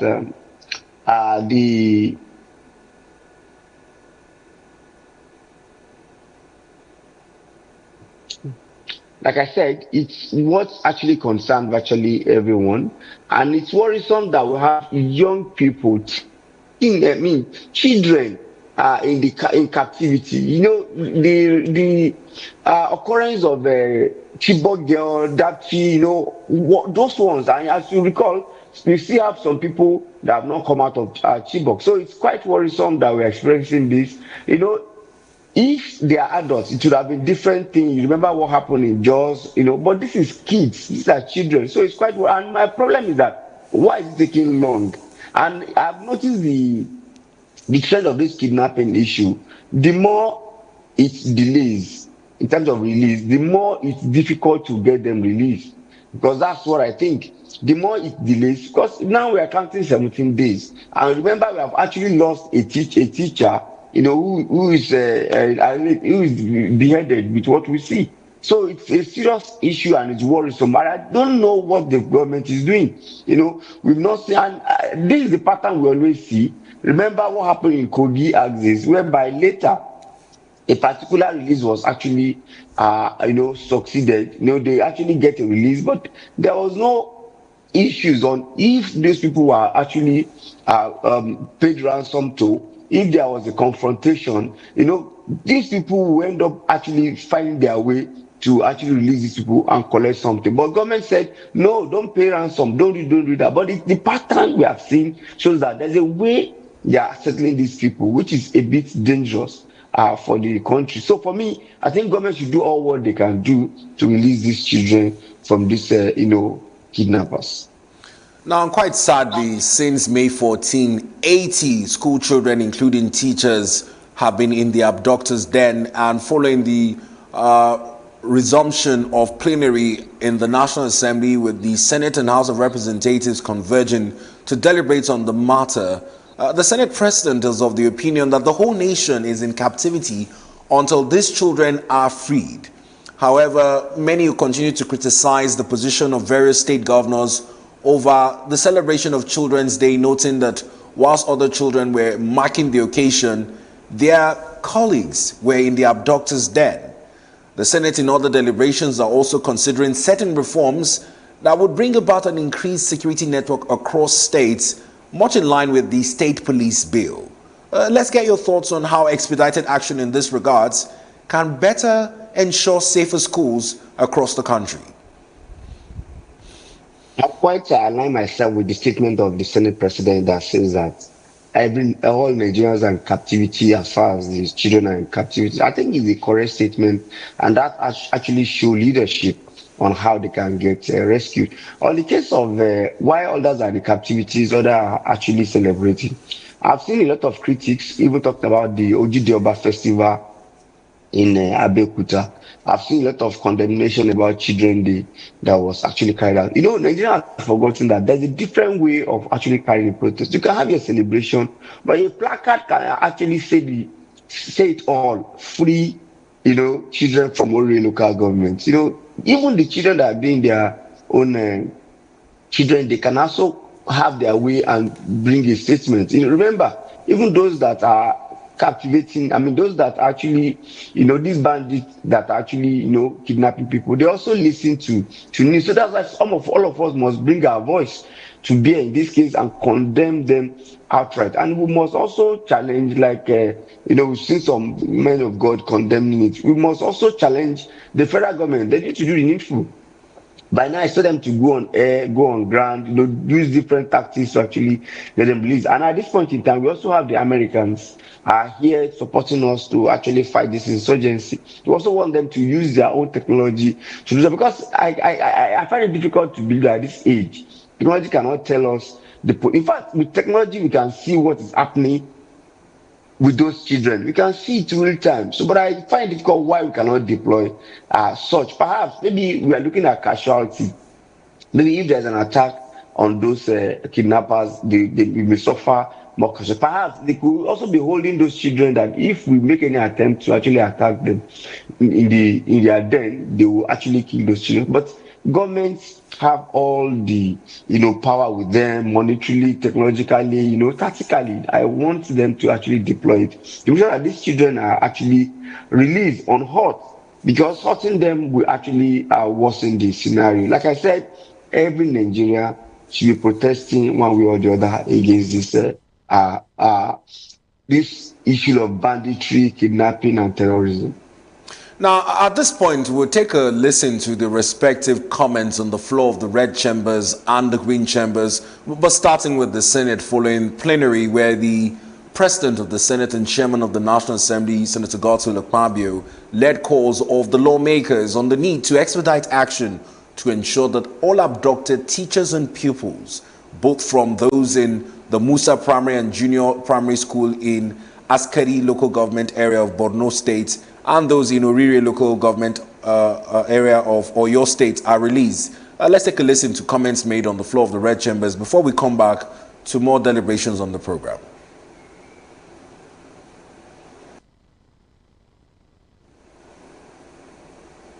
Now, whilst the images are still buffering, it's important to note that a joint call by both chambers has also been re-echoed by the House of Representatives over the incessant attacks, whilst they're calling and advocating for stronger measures in terms of security to ensure that the issues of banditry are a foregone thing of the past. Honorable Akala drew attention on the abduction of the pupils and teachers. While contributing to the debate, other lawmakers also urged for steps to release victims and strengthen security presence in affected areas. But, Doctor, I'll come to you before the images greet the screen to find out from you, because if you recall, we had earlier analyzed the implementation of the Safer School Initiative. Despite humongous amounts budgeted for Safer School initiatives and the deployment of NSCDC officials to schools across the country, it seems to not have deterred the attack of abductors across major schools in the country. Schools continue to remain a soft spot for these attacks. Off the back of this, how would you rate the implementation of the Safer School initiatives? Well, it's quite clear that it's poor, because it is poor, very, very poor indeed. Because if it's not poor, we wouldn't be experiencing what we are experiencing. You know, even those security that the school actually has can be trained and, you know, strengthened to actually, you know, security. That's why they are able to actually take what they are doing. Imagine they didn't adopt one or two. They are in their numbers. You know, So that's even the sad part of it. So I think we need to do more to create a safe school, even beyond having security, apparatus on their uniform. There's a way you can actually empower maybe 3 person per school to actually know when they should create an alarm. And apart from that, the issue of Abuja command is another problem, whereby if there's any problem in any state, you have to get to police. Police have to get clarification. Police have to get clarification. If we have state police, I'm sure people in that local government would have done, be immediately proactive and do something about it. Perhaps they wouldn't have gone that far. Imagine, 1 day, 2 days, 3 days, now 17 days. So I think the audacity of those kidnappers is actually worrying, and it appears that maybe they are working in cahoots with a lot of people, because you cannot just come to a particular local government, a particular school, and whisk away people in that manner. So I think we need to do more. That safe security needs to save, schools initiative need to be reviewed. And we also need to go beyond the fiscal security. We can create a kind of data or internet enable way of securing the environment. Maybe that would have helped more. All right, so quite noted. We're seeing images of some of the protests rocking different parts of the country. Yesterday, our solidarity rallies following the NUT call for a protest on the abduction of teachers in school was heralded by NANS, the Nigerian Labour Congress, and other affiliated unions. But let's take a listen to a comment made by the Senate President on the floor of the Red Chambers as he called for stricter measures in securing schools across the country and the release of abducted children. Take a listen.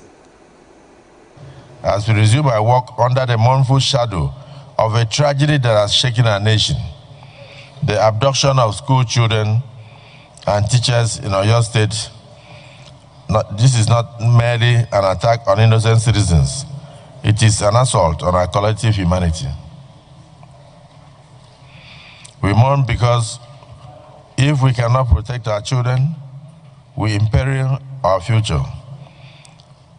We mourn because a nation that cannot guarantee the safety of its teachers weakens the very foundation upon which education rests. As we mourn because for as long as those children remain in captivity, our nation remains captive with them. And the federal government also to please do a military forwarding base in our Orire local government. Why will I say this? I'm not being selfish about this, but I'm saying this because in Oyo State, the Oyo National Park stretches from Kwara all the way to the border, all the way to Igbeti, all the way to Oyo, all the way to Ibadan. And this place covers almost 15% of the land mass of Oyo State. I also use this opportunity to beg the House, the 10th Assembly, to please look into this state police issue, because I believe that state policing, as you say, politics is local. I believe also that policing, security is local. And I want to suggest, Mr. Speaker, that part of the resolution of this motion should be the need for the federal government of Nigeria to create a special force, a special security architecture specifically designed for the school system. Many countries of the world that face similar problems devised creative means of protecting their schools. We cannot keep procrastinating and be believing that situation is going to improve, while what we should do, as at yesterday, we are still contemplating it. And Mr. Speaker, I mean that we have no argument we should be talking about today except allowing state governors, to invest on this state policing of our various community. It is long overdue. This call is for government to please rescue these children and all other persons that are in captivity. Most especially children that have the potential to change our tomorrow. We cannot continue to look other side when children cannot be in a conducive atmosphere to learn. The capacity to fulfill critical health security obligations has significantly weakened. We should also bear in mind that this situation is And I want to suggest, Mr. Speaker, compounded by a marked reduction in external donor support. Now, having taken a listen to a cross-section of comments made on the floor of the Green and Red Chambers, including a special sessions with recommendations on how Nigeria can address the incessant kidnappings, calling for a specific security unit to be deployed across schools to ensure that they are safeguarded against abductions. Now, coming back to Dr. Aliu Elias, who is our guest reviewer on the program this morning. Doctor, currently the Constitution of the Federal Republic of Nigeria only recognizes the Nigerian police force as the one and only police force recognized by law. So it would stand, the institutionalization of state police would need a constitutional amendment on that section of the Constitution that recognizes only the Nigerian police force. But even beyond that is the implementation in terms of the number of schools we have across the country and the need for more recruitments. In the past few days, we saw an approval by President Bola Ahmed Tinubu for 1,000 forest guards while deploying a special tactical team to lead the rescue of these children. Do you think that as it stands, we are well equipped as a country to be able to implement state policing and also cater to additional security outfits to man our schools?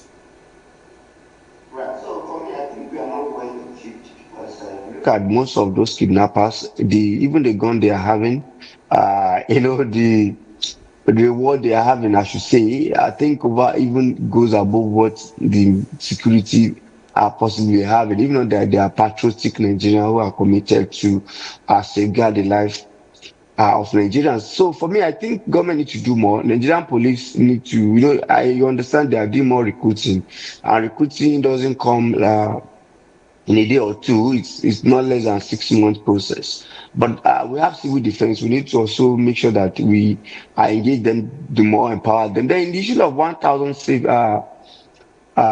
forest guards, right? So I don't think it's enough. 1,000 forest guards for which state? So I think instead of us going back on all this, we should just directly approve state police. State police would have solved the problem. Even what forest guard would do, state police would do it.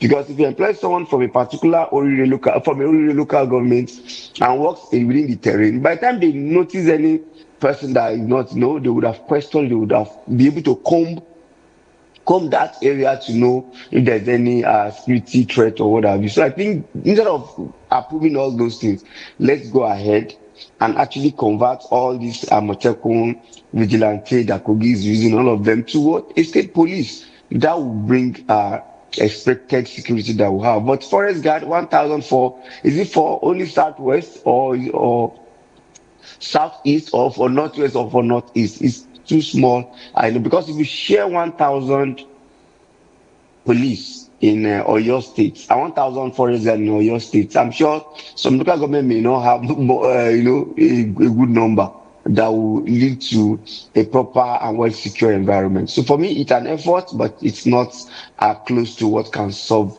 the current level of. Remember, it's like this bandits and kidnappers have been strengthened, because the more they give them money, ransom, the more they get much more stress. So it has appeared that their job is even lucrative for them, since we've not seen all of them bringing them to books or, killing them, because they need to be killed at this point in time. So if you find them, instead of giving them ransom, find a way to actually eliminate them. I think that will solve the problem, because if they are being eliminated, I'm sure they will also be discouraged in that venture. Now, Doctor, whilst it is indeed a brilliant idea to have the frameworks to institutionalize state police, the matter is one that deserves urgent action. Many would question the fact that the DSS and other security outfits should have intelligence on where these terrorist hideouts are, but the defense headquarters continues to refute reports that the terrorists have hideouts in the southwest. Now, logically speaking, the onslaught of Operation Hadinke and other theaters of war in the northwest, northeast have flushed some of these bandits to the southwest, like we're told. It's only commonsensical that they would have an enclave where they are housing these operations. And carrying 40 children, 80 if you're adding those who were also abducted from Oyo, you probably need a vehicle to do that, or as many as over 10 to 20 motorcycles to be able to convey them. Shouldn't we at this point have probably joint operations with the Nigerian Air Force carrying out drone surveillance to show where these children might be possibly kept? We've seen in time past people talking about accidental bombings in part of the approaches taken to eliminate terrorists elsewhere. Can't we deploy technology whilst waiting for state police and other recommendations to follow the legislative process of coming on board to ensure that these children do not spend another week in the abductors' den? Right. So if you look at it critically, I think our physical engagements has actually proved not working, because you cannot even assess them to actually attack them physically. So the major thing we can actually resolve to, I think, should be technology. With technology, you can actually locate where they are.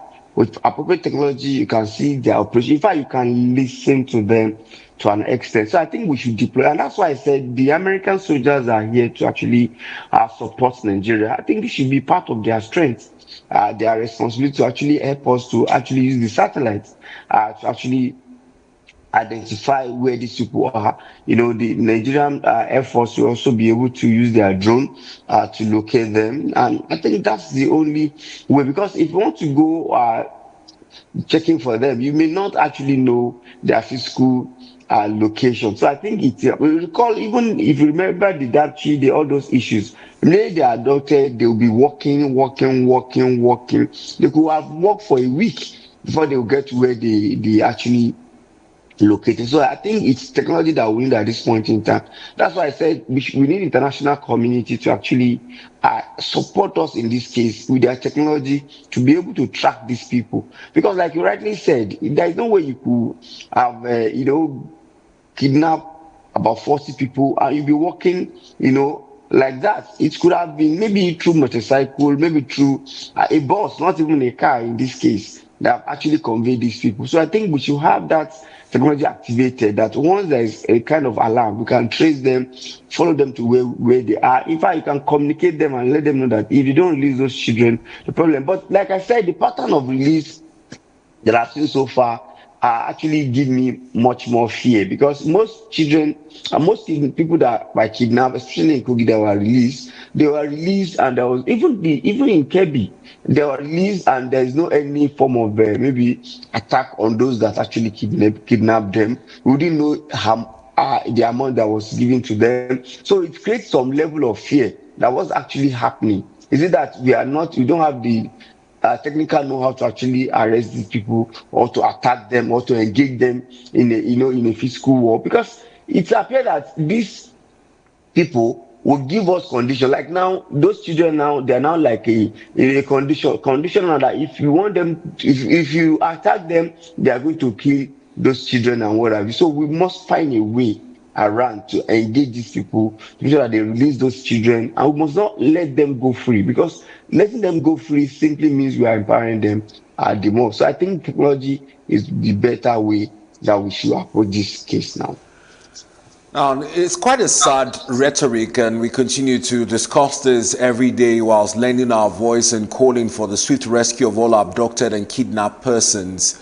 Now, different bodies, one of which is the Christian Association of Nigeria, CAN, is also going beyond that, because there have been the notions of religious killings as well, with the U.S. leading those calls. CAN is calling for June 14 to be declared a national mourning day, Black Sunday. They're also urging the president to declare a state of emergency on insecurity, many of which are asking if this is not as severe as part of the reasons that prompted the president to declare such a declaration in Rivers State.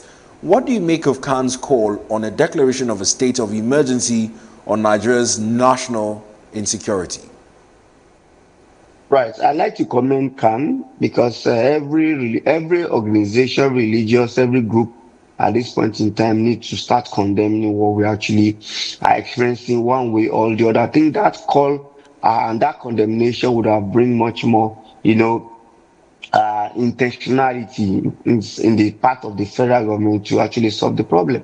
I think it's very, very important. On the issue of declaring state of emergency, I think tactically we are even in emergency situation, because if you want to look at the states, how many states do you want to declare state of emergency? By my accounts, I think we should be declaring state of emergency in 18 states. And when you are declaring state of emergency in 18 states, you know, that's a serious problem. So I think we should just believe that there's an emergency on security, generally, and government should be proactive on it. And the emergency declaration cannot be with rhetorics. It should be with action. I recall during President Jonathan, when it was election, they think it's pretty difficult to have election during that period. So because of that, they have to say 3 weeks, and within that 3 weeks, they flush out to some level those people in their hideout. I think if we are serious, we can use 3 months, like Pastor Adegboye have actually suggested. We can use 3 months to actually declare that, and every hand will be on deck to make sure that these people are actually flushed out. Because from research and records, I think they said those who are actually terrorizing Nigeria may not be more than 30,000, and compared to 200 million. I think we should use all our strength to actually attack them and make sure that they will bring them down in totality. So I think it's what government can do. Government should declare 3 months of facing this level of security out of this country. I think it's possible. Depends on the body language and intentionality. And we don't want a political statement. We want an action that will flush these people out of our country. Thank you, Doc, for your vehement calls on the need to institutionalize ways to secure the nation and take expedited action in that regard. Let's come to other matters of the economy. Now, Nigeria also continues to lament a growing housing deficit, despite efforts by the current administration for a renewed home initiative. We continue to bemoan the gap in housing up until now. Well, this morning, one of the dailies registered quite a number of interventions in that regard, letting us know that 1,884 families are set to benefit from a pool of mortgage, which is the latest initiative of the Ministry of Finance. It's called the Incorporated Real Estate Investment Fund, which has pooled at least 128 billion naira, which is divestment into mortgage homes across 25 states. What do you make of this initiative, which the president is applauding as the right solution to mass housing schemes? Well, in as much as I want to commend them for that level of effort, for me it is not enough. We have a lot of shortage, but my concern is not even government provided, because I have a lot of issues with government intervention. You know, if you look at student loan too, there's a government intervention, but I think that may not be the problem, the solutions. Why? If you are providing housing mortgage, how many people can you provide for? I think our concern should be how to make sure that cement, the materials to build house, is actually cheap. Imagine if cement is 3,500, 4,500. You know, the roofing sheets has come down to normal, considerable lower amount. You know, materials to build house come down drastically. People will, by effort, actually be able to actually so government will not be bothered about providing a whole, because it's not possible. I saw one of the presidential candidates this show already saying that if he become president, he's going to provide some millions of housing, and I saw that president is also celebrating the one they have been able to provide. But for me, I think we should have cheap material, affordable material to actually build, just like the same thing I said about the loan for students. I think if schools are much more cheaper or much more reduced in terms of cost, people will go and people will be able to afford. So I think we should start creating enablers that will make people to be able to build house, not saying that it is only creating mass housing. How many can government? Remember, it's even mortgage. You know, our mortgage, we know what is actually perhaps let it not be only national that will be providing such mortgage. The subnational should also come into it. But for me, I think the enabler is much more critical compared to what government can actually intervene in. It's usually largely targeted at civil servants and those in governments. The average Nigerian is rarely captured in projections as to how they can access. That's what I said. or to actually assess. If the average Nigerian is finding it difficult to actually assess it, it's only majorly civil servants. And how many, if you calculate all the number of civil servants in Nigeria, I'm not sure they are up to 20 million. So where we order about 150 million who deserve a decent house, where would they get it from? And that's why I said beyond the mortgage, we should be able to, buy those materials that we use in building house in a reduced cost so that Nigerians can actually afford to build a house for themselves. Now, even in terms of the interest rates on the mortgage, we hear it's around 9.7% per annum with a 10% minimum equity contribution, and it's supposed to last in a period of 20 months. Looking at inflationary pressures and all, are you satisfied with this interest rates and the moratorium on return for the mortgage? Well, right. I think it's quite considerable, because if you are having it at 9%, that is far, affordable compared to what we have in the regular market. Now that the MPR is even very, very high to an extent. So I think it's not bad, but in as much as they are providing that, I think they should be looking at making other materials affordable for citizens of the country. Now, comparatively, we look at other mortgage schemes across the world, particularly in the US, with many Nigerians who have relocated, becoming house owners in a short period of time.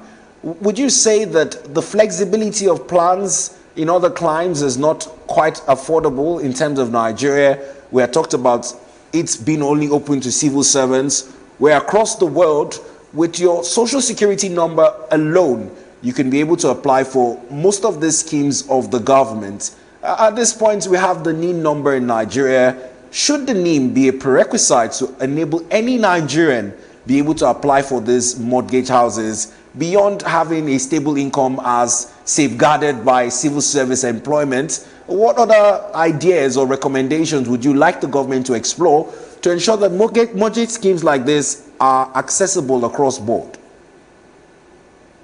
Right. So I think ordinarily most organized private sector, their staff have access to some level of mortgage. But the fact is just that the cost at which it actually comes with, and government must also come in. Maybe they will bring a bar to that. Okay, if you are doing mortgage and you are giving people mortgage in terms of housing, don't go beyond a particular threshold. I think that's what we will expect. But I think other organized private sector staff and what have you can actually assess. Depends. I've seen schools that actually, private schools that actually assessing some mortgage. We have private developers who can actually do that, but we must develop a threshold.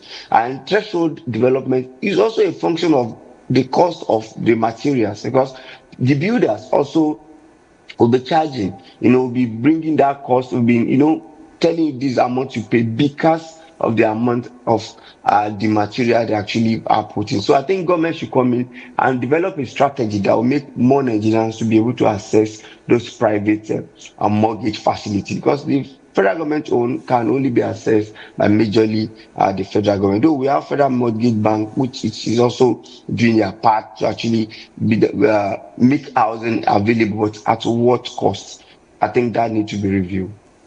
Well said. Let's touch on another issue, quite a sensitive one, and I'm assuming that you must have seen the screenshot is shared by the aide to the FCT Minister, Larry Olayinka, where he was looking to challenge the qualification of former actor Emeka Ike, who was vying for the party primaries of the NDC in the hopes of landing an ambition to vie for legislative seats within the FCT. The screenshot he shared suggested that he had access to the back end of INEC's continuous voter registration portal. This morning, headlined on some major newspapers, is the news that the INEC alongside the DSS are launching a special probe into an alleged illegal access into its CVR. What do you make of this news, and are there any hopes that it would have severe consequences in your projections? I think it's a test for INEC to be able to show that they are independent and how they are able to actually probe issues, even though whose hogs is actually God.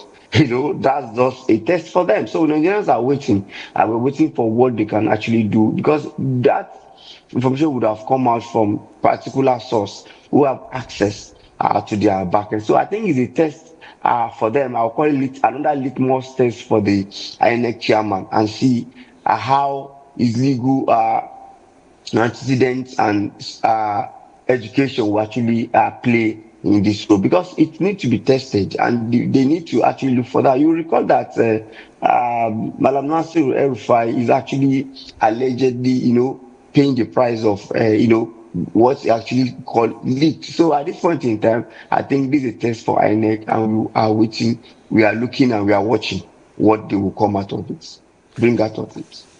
Now, when you say it's a test for INEC, what would you propose? Is it that they name the staff who aided access into the CVR?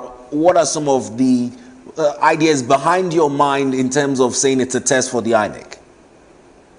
Right, at this point in time, we expect them to come clean by saying, yes, we have do our investigation, and we find out that it's a particular staff, and this is the process at which that actually came out. I think they should come clear about it. So coming clear about it, it would have give us confidence, because if we call it INEC, that means by one way or the other, when they actually carrying out the election, someone can find their way to the back, especially people in government, because this actually involves people in government. Perhaps they have a particular access to such end. That's where they need to come clean and tell us what actually happened. If not, our trust will actually become much more reduced for them. Perhaps, there's some level of trust deficit for INEC at this point in time. Now, Doctor, this is coming at quite a trying time for the INEC. You would recall a couple of weeks ago, political parties led a protest to the National Assembly gates, asking and calling for the impeachment of the INEC chairman, Professor Joash Amopitan, over alleged bipartisanship. Now, if a member of a political party or an aide to a minister has access to the back-end server of the INEC, do you think this would also cause some aspersion or concern ahead of the 2027 general elections, owing to previous concerns in terms of glitches encountered in the handling of INEC infrastructure during the conduct of elections? Sure, this is giving us some concern already. That's why I said the only thing way they can claim their name or make us have more confidence is to come out clean and tell us the process at which that was actually gotten, how it was released, and they should corroborate if that is exactly what they actually have in their back end. So if they don't come clean in this case, it will be difficult for Nigerians to trust them handling our national election. All right, Doc, we must thank you for lending your thoughts and opinions to the issues being discussed this morning. We appreciate you for always heeding to our call when we beckon on you to be part of our national discourse. Thank you for having me. Good morning, Nigerians. Always a pleasure. Have a nice day. Now, in other issues to be discussed this morning, the House of Representatives Minority Leader Honorable Kingsley Chinda has resigned his position in the hopes to pursue his ambition as the APC governorship candidate in Rivers State. This and more to come on our second leg of discussions on the program this morning. Do also stay with us. For your news on the go, ADBN is everywhere you are. Stay connected with us across all our social media and streaming platforms for exclusive news updates, captivating stories, and more. Join the ADBN community today via our various platforms. An Avo TV app, ADBN Channel 121, Niger TV app, ADBN TV, Linux Well TV app.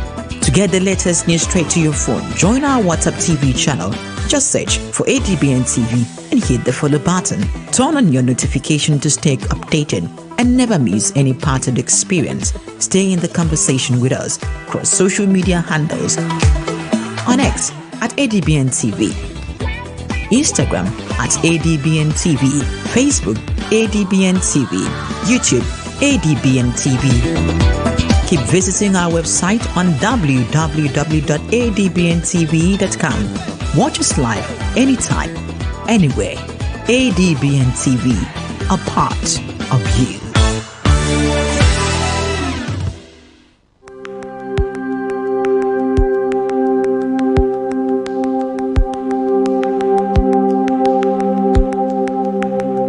Welcome to the Niger Delta, a region of incredible beauty and stark contrast. From its breathtaking landscapes to its rich cultural heritage, this is a place where history and modernity collide.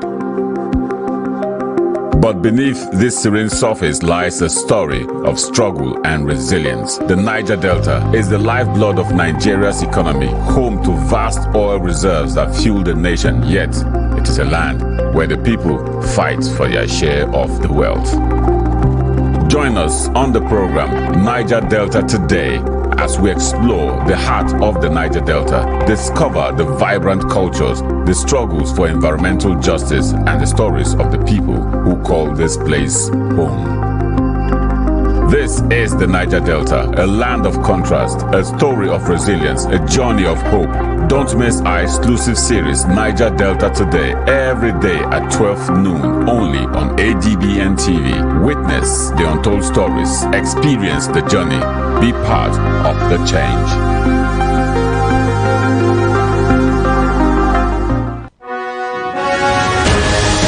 The global business is never static.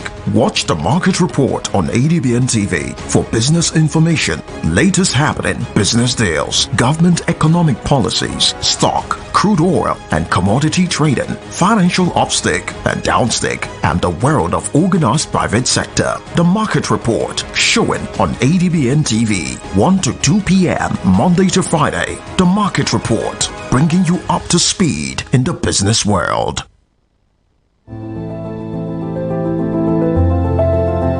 It doesn't take a pandemic or an epidemic to know that clean hands save lives. Hand washing is essential anytime, anywhere to protect your health.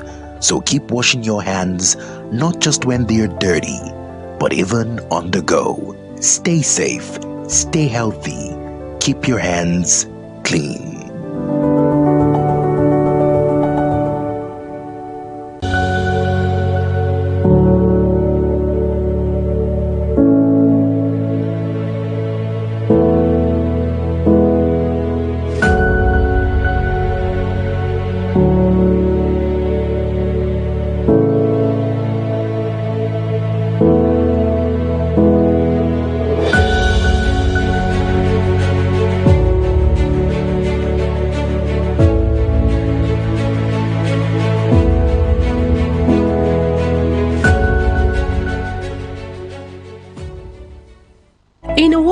Of overwhelming voices where everyone has different opinion on different issues.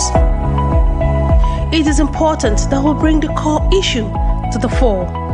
Join me, Nancy Banigo, on Softline as we lend our voices to inform and influence your thoughts and actions. This is not just mere talk, it is an evocative program that touches the core of our existence. Welcome to FCT in Focus, your window to the vibrant heartbeat of Nigeria's capital. We dive deep into the core of the FCT, exploring how key policies and decisions shape lives across the city. From exclusive insights into the FCT administration to voices from the streets, we bring you stories that matter. Catch FCT in Focus every Saturday and Sunday at noon. Tune in for the latest stories directly from the nation's hearts. Do you know what Gamalin 20 is? It is a dangerous chemical pesticide never meant for human consumption. Sadly, some fishermen illegally use Gamalin 20 to catch fish, poisoning not just the water, but the food on your plate. Here's how to spot fish caught with Gamalin 20. Fish that look unusually fresh but stiff. A strange chemical smell, sometimes like kerosene, when cooked. Pale or bleached gills, peeling scales, or sunken eyes. Eating such fish can cause nausea, vomiting, and even damage your liver and kidneys. In severe cases, it can lead to life-threatening health complications. Remember, using Gamalin 20 for fishing is a crime. It harms people, rivers, and marine life. Protect your health. Buy fish only from trusted sellers. Report suspicious fishing practices to the authorities. Together, let's keep our waters safe and our meals healthy.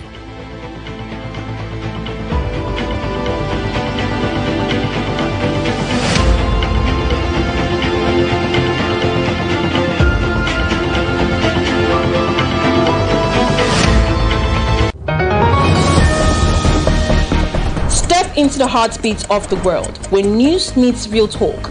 From breakthroughs in diplomacy to humanitarian challenges and scientific milestones, Global Digest takes you beyond the headlines and straight to the heart of the matter.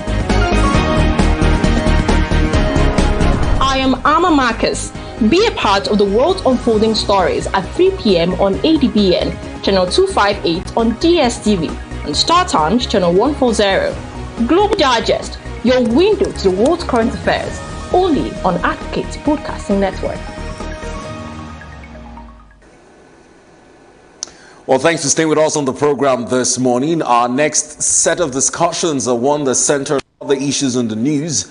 And joining us is the business editor, Mr. Benjamin Umuteme, who joins us virtually to lend his thoughts to the issues on discussed this morning. Hello, Mr. Benjamin. Good morning and welcome to the program.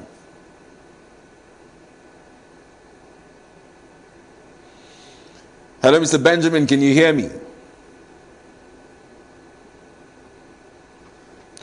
Now, whilst Mr. Benjamin's connection looks to be buffering, we're hoping that he can join us to lend his thoughts to some of the issues on discussion this morning. But most worrisome is also an alert by NEMA to 49 local government areas as the rainy season swings into full effect on possible flooding.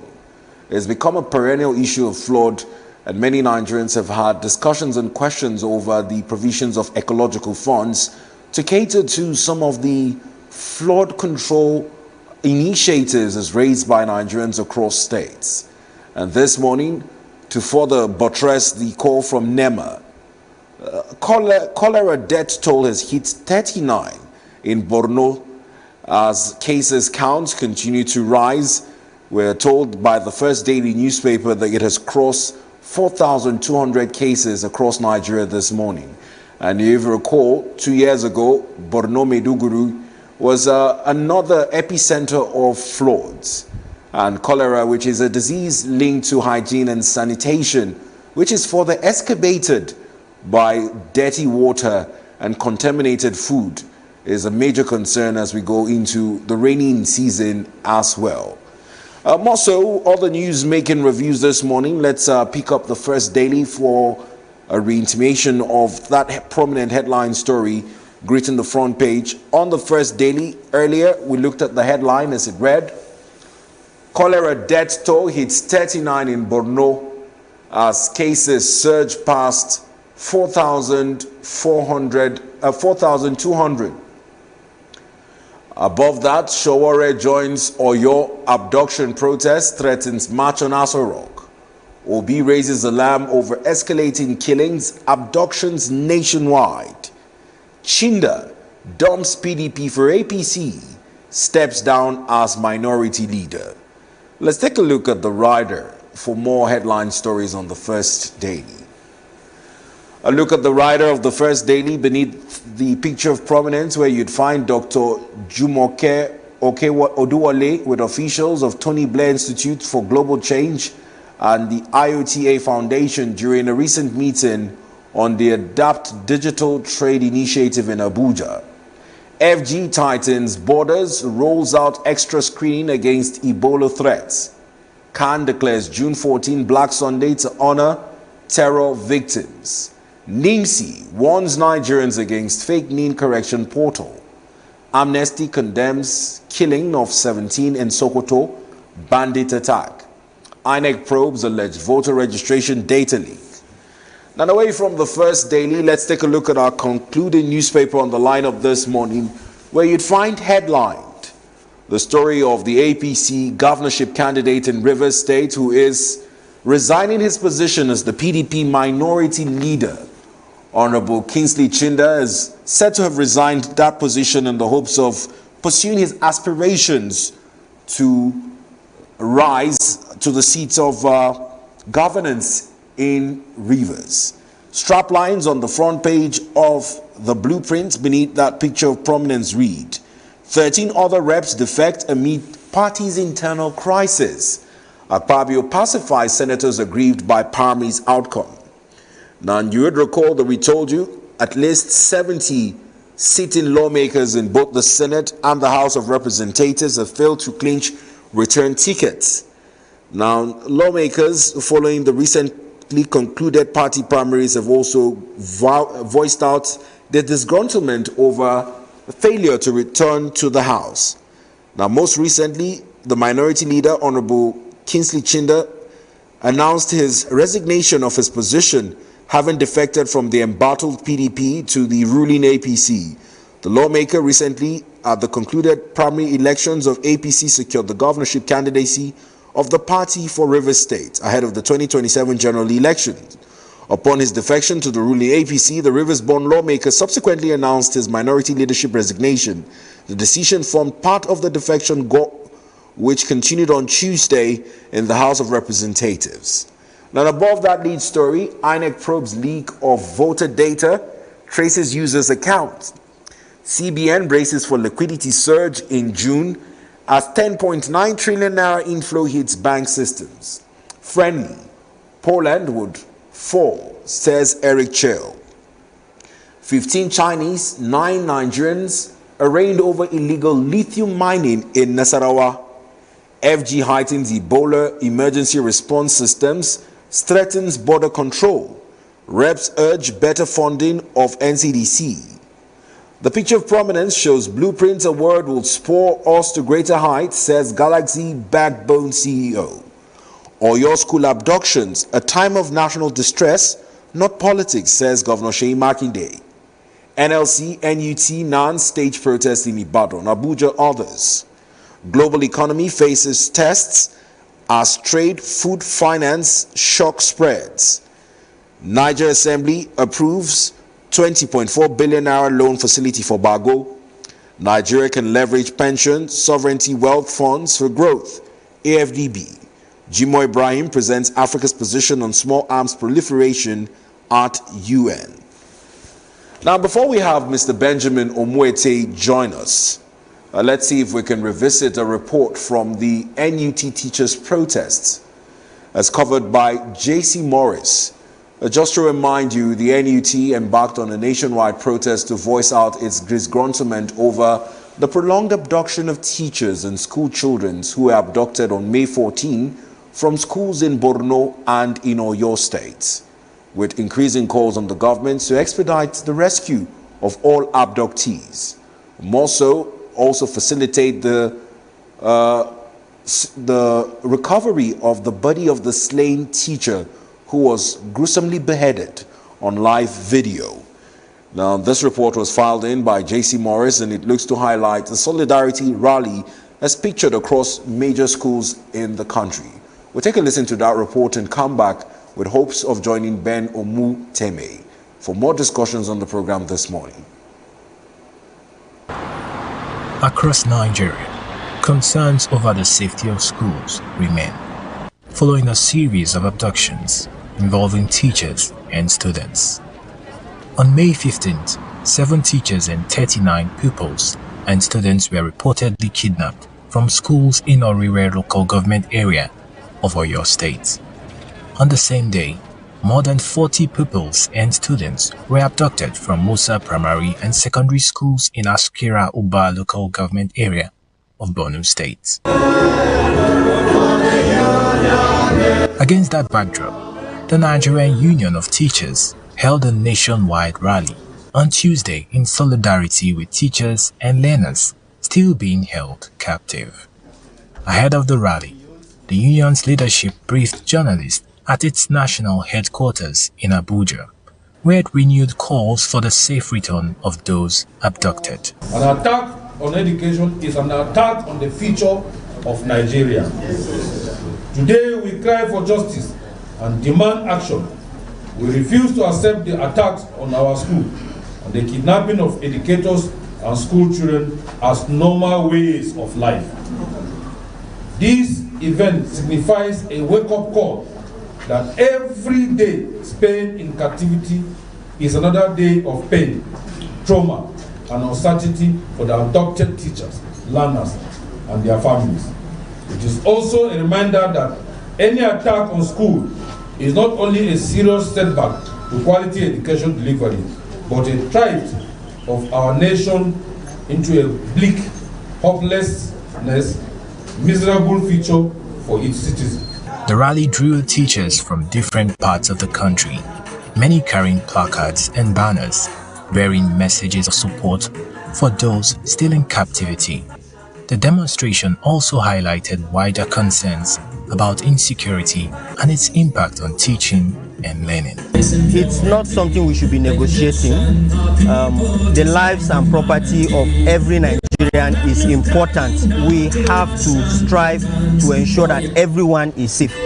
At school, at home, in our communities, we have to be safe. And that's the job of the security agencies. And that is why we elect leaders, because we want them to secure our lives and property. It's not something we should be negotiating. It's not something we should be protesting about. It is something that should come naturally for us. The union says attacks on schools continue to pose challenges to education in affected communities. It called on authorities to intensify efforts to secure and release those in captivity and strengthen measures aimed at protecting schools across the country. Jesse Morris.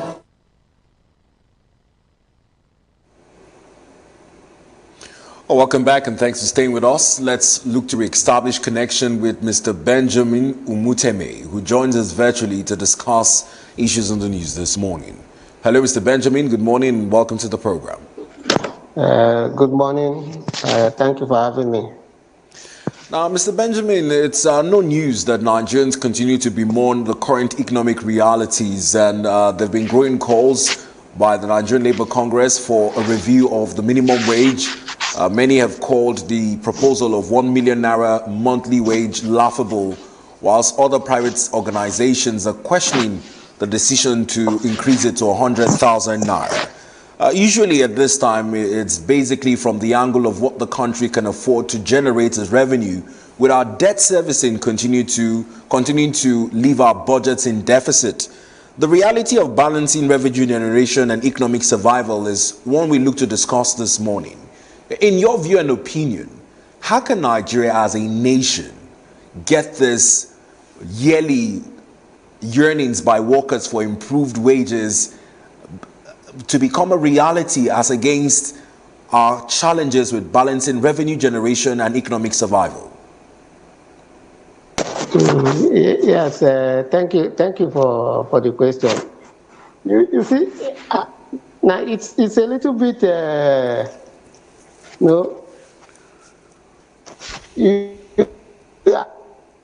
at times the demands, and you begin to wonder how can the country raise such funds in terms of addressing workers' demand for wage increase. Well, 100,000, it's not too much, but then the question you ask yourself is, can Nigeria generate? Are we able to generate such amount to be able to pay that? Again, the question is left for the various policymakers. But as one that has, been around the business, the economy for quite some time, I think that will be a little bit difficult, because one, we are okay. Just look at what the projections for this year. The NRS is telling you that it hopes to get 40 trillion. And what does that?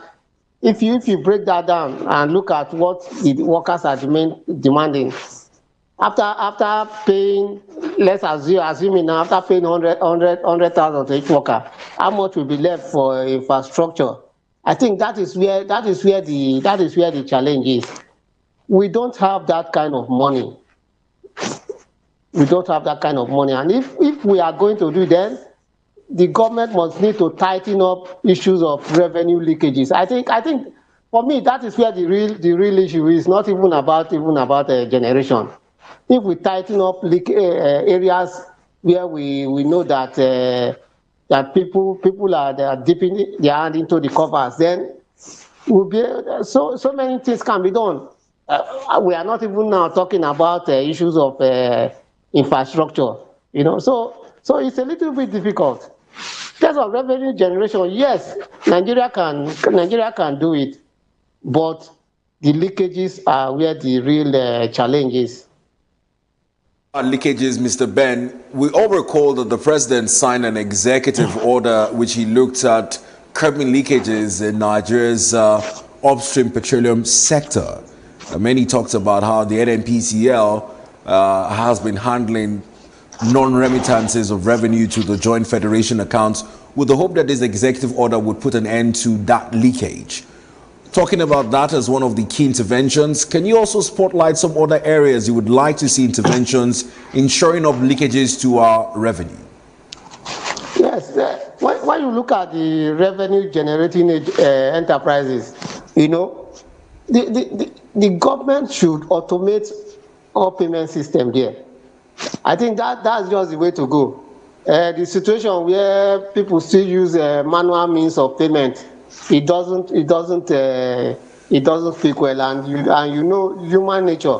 By human nature, everyone will want to dip their hand into the tilt, and we can never get out of it except automation. Automation is the way to go. Digital, apply technology in everything. Like recently, last year before the minister, the former minister Wale Edun left, there was this circular that MDAs should no longer be collecting cash from people. They should pay online. But what is the implementation level? Again, that is another question. But I think technology would largely address issues of leakages, though it might not be 100% as human side of everything will always come in. Now, one of the key introductions was the new tax law with the rebranding of the FIRS to the NRS.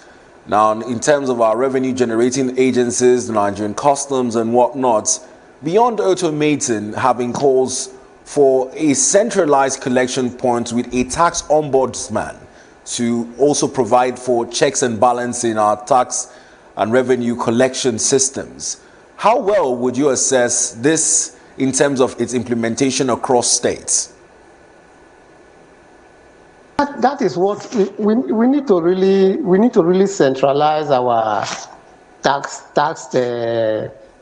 collection system. It needs to be centralized. It's not negotiable if we really want to move ahead. And that 40 trillion the NRC is even talking about, we can get more than that if we centralize the revenue collection. Like when you travel, you see how it's done. Some people just come on the way, put whatever they want to put on the way, block vehicles, collect cash, and they don't even remit.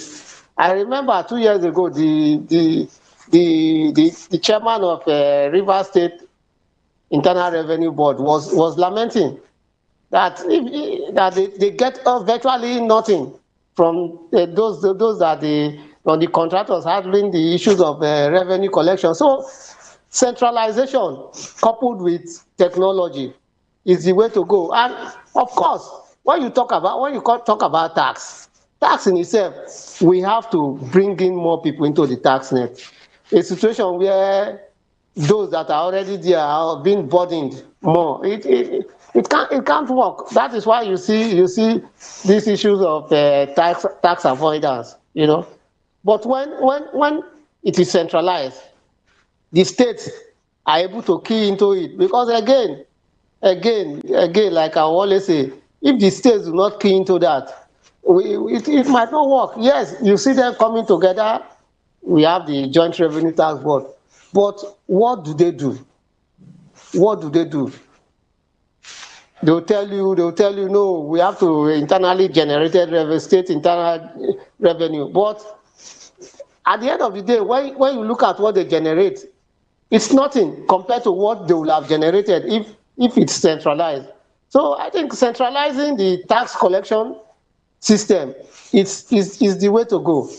It's the way to go. Working in silos has not really been any helpful to both to the federal and subnationals. So consider ways to increase government's revenue, because ever since we started discussing the post-subsidy era, the news has been that FAC allocation has increased. States now receive more. The issue of local government autonomy has come under scrutiny. However, in its reality, Nigerians who reside in these states continue to lament that increased FAC revenue has not entirely translated into improved livelihoods or standard of living for Nigerians. Why has this become sort of dilemma in the Nigerian context? No, I don't think I would. I think that word dilemma it's not. I don't think it's really a dilemma. You know, when you look at the structure of government in Nigeria over the years, you know, state, federal, and local government, you discover from the law there. Now, the federal government cannot tell a state what to do with their money. So, yes, allocation has increased, especially when I look at my own state, Delta State, and I see what we used to get and what we get now. You know, each time I think about it, I want to weep, because there is so much coming in. But what do you get? That's just typical of what goes across all the states. You know, the governors would rather get the money, change it into dollars, and keep in their warehouse. And that is the same thing all over the states. Only a few states that are trying. Let me use that word. They're trying to do something, but it's not supposed to be so. With what the states are getting, I don't think people should still be lamenting about issues of how the living condition in such states are not good, how people are not able to do this, do that, you know. So the states have a critical role to play. And I don't know how the government might do it, but if the states wake up to their responsibility, I don't think a lot of people might even want not to come to the federal to say, okay, federal government must do this. The states have their own role to play. What do I mean by that? You have the concurrent list, where states have their own role to play, but many of them are they doing that? No. They would rather tell you it's the federal government, it's the federal government, it's the federal government. But we all know that states have a critical role to play, even the local government. And that is why they don't want to implement that Supreme Court ruling, where local governments are entitled to collect their money, their allocation directly from FAC. And it's just very sad when you begin to look at all this. I think the state governors need to do more. They need to do more. Now you've brought up a very important aspect of implementing a local government autonomy, which would ensure that states and local government areas do not longer share a joint account. Despite a verdict by the Supreme Court, many Nigerians believe that some governors would not be willing to let go of the stronghold they have on the local government funds, and that most local government chairmen are just but stooges to the state governors. If we're to achieve local government autonomy in its actuality, does it start from the elective process of electing the local government chairman, or is it just solely a responsibility of the CBN mandating those local governments to have dedicated accounts?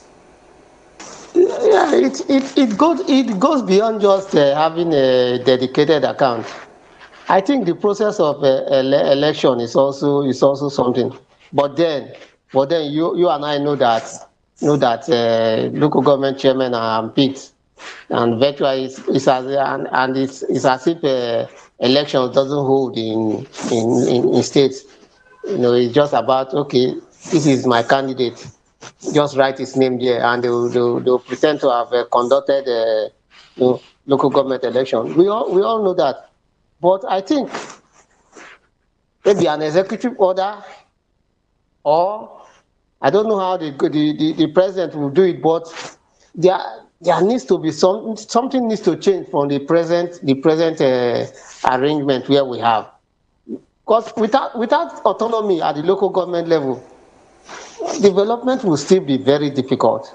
I remember those times when I was growing up, you see development, roads being tarred, drainage is being constructed in my own local government.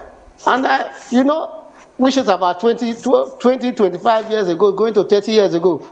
Now I can tell you that thing that was done then, that was the last development in terms of local government contribution to development. That was the last time we saw that. Just imagine all these years, and there have been chairmen coming and going. But again, beside that, and this is what people don't understand. Even if the local government are credited directly by a central government, I bet you they will still not be able to spend those money freely. Why? Because they are still answerable to the governor. So it's an issue of between the devil and the deep blue sea. But the government should be able to, the federal government should be able to discuss, sit down with the governors, discuss.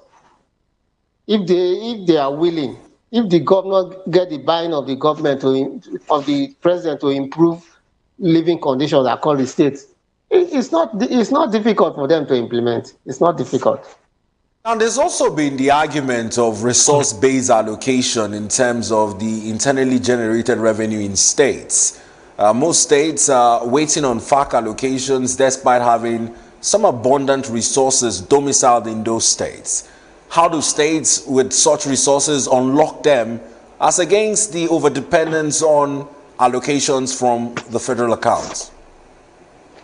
The truth of the matter is a lot of these governors are very lazy, and they don't. A lot of them are very lazy, and they don't think. Sorry to use that word. They don't think. If they think, they will know that they can make more from internally generated revenue than what they get from FAC. How?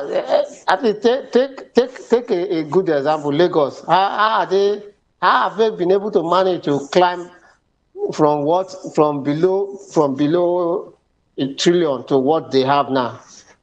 How have they done it? I think all states in the federation should go and study Lagos to see how they did it.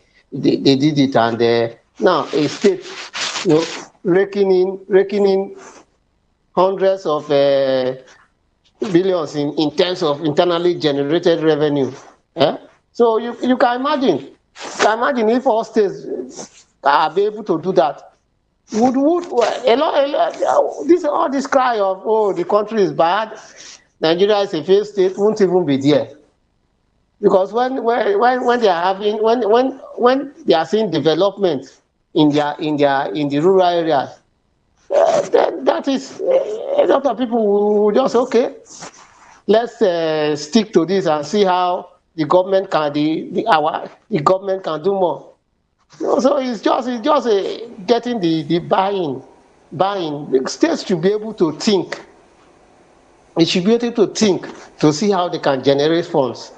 It's not all about going to FAC every month. You go to FAC every month. You go to FAC. I know if not for the subsidy removal that has increased the allocation. Before a lot of states were borrowing to even pay salaries. That will tell you how bad it was. So I think states need to think of ways to generate revenue, not being overly dependent on FAC allocation. Nani, in broadening this discussion, because when we talk about ways to generate revenue, one of the first, what I call primordial approaches is in terms of tax collection. But over time, we've seen tax collection also being greeted by some of the hurdles of compliance by Nigerians, taxpayers who bemoan the fact that their taxes are not put into judicious use, citing infrastructural deficits as part of the reasons why tax compliance has hit some low in recent times.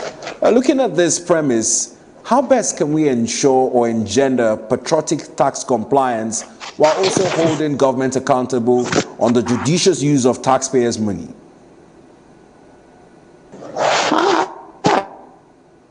I think it boils down to education. It boils down to education. Yes, a lot of them don't understand what it means to pay your tax. One, and also, you know, when they pay their tax, what do you do with it? Like you just rightly mentioned, judicious use of what is collected. I think that is where the dilemma is. If people pay, then when they see results, when they see what is on ground, they'll be able to pay more. And that is the challenge we have. You know, the people are paying, not all anyway, but even the few that are paying, they are not seeing results. So trying to bring more people into the tax net is becoming very, very difficult because they are not seeing the result of what a lot of they pay. And what can you do? Like I said earlier, we need serious education. We need serious education coupled with the ability for the government to be able to perform, you know, to be able to hold themselves accountable. Not even citizens now holding them accountable. Hold themselves accountable for what they should do, especially in terms of providing infrastructure. I know when people see these things, when you see good roads, you know, the power situation has improved. I tell you, people will be willing to pay. A lot of people, their businesses have gone down because there is no power. When people start spending 60% of their profit to provide power for themselves, so why do you think they will be willing to pay tax? These are some of the challenges. Government should play its own part. And when it plays its own part, then the citizens will be very willing to play their own part. And you can bring in more people into the tax net, especially with the reforms, especially with the new tax act that helps, that kind of give leverage for small businesses and startups. Now, Mr. Benjamin, you've also taken up a very serious issue I was looking to discuss, talking about the challenges of survival in terms of businesses. We've mentioned the challenges with our power generation as well. This morning, a report circulating also suggests that distribution companies in Nigeria earned over 600 billion naira, despite the widespread blackouts in parts of the country. Power generation is becoming some sort of black magic of some instance.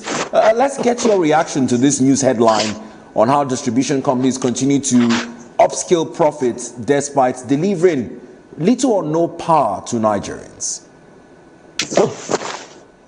Well, let me use your phrase, black magic. You are right to say that.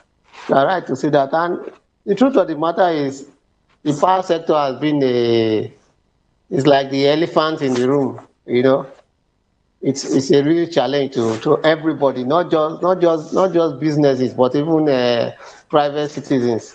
You know, you can't really do much. But yet, these discos are raking in so much. And when you know, it's very sad. It's very sad what is happening.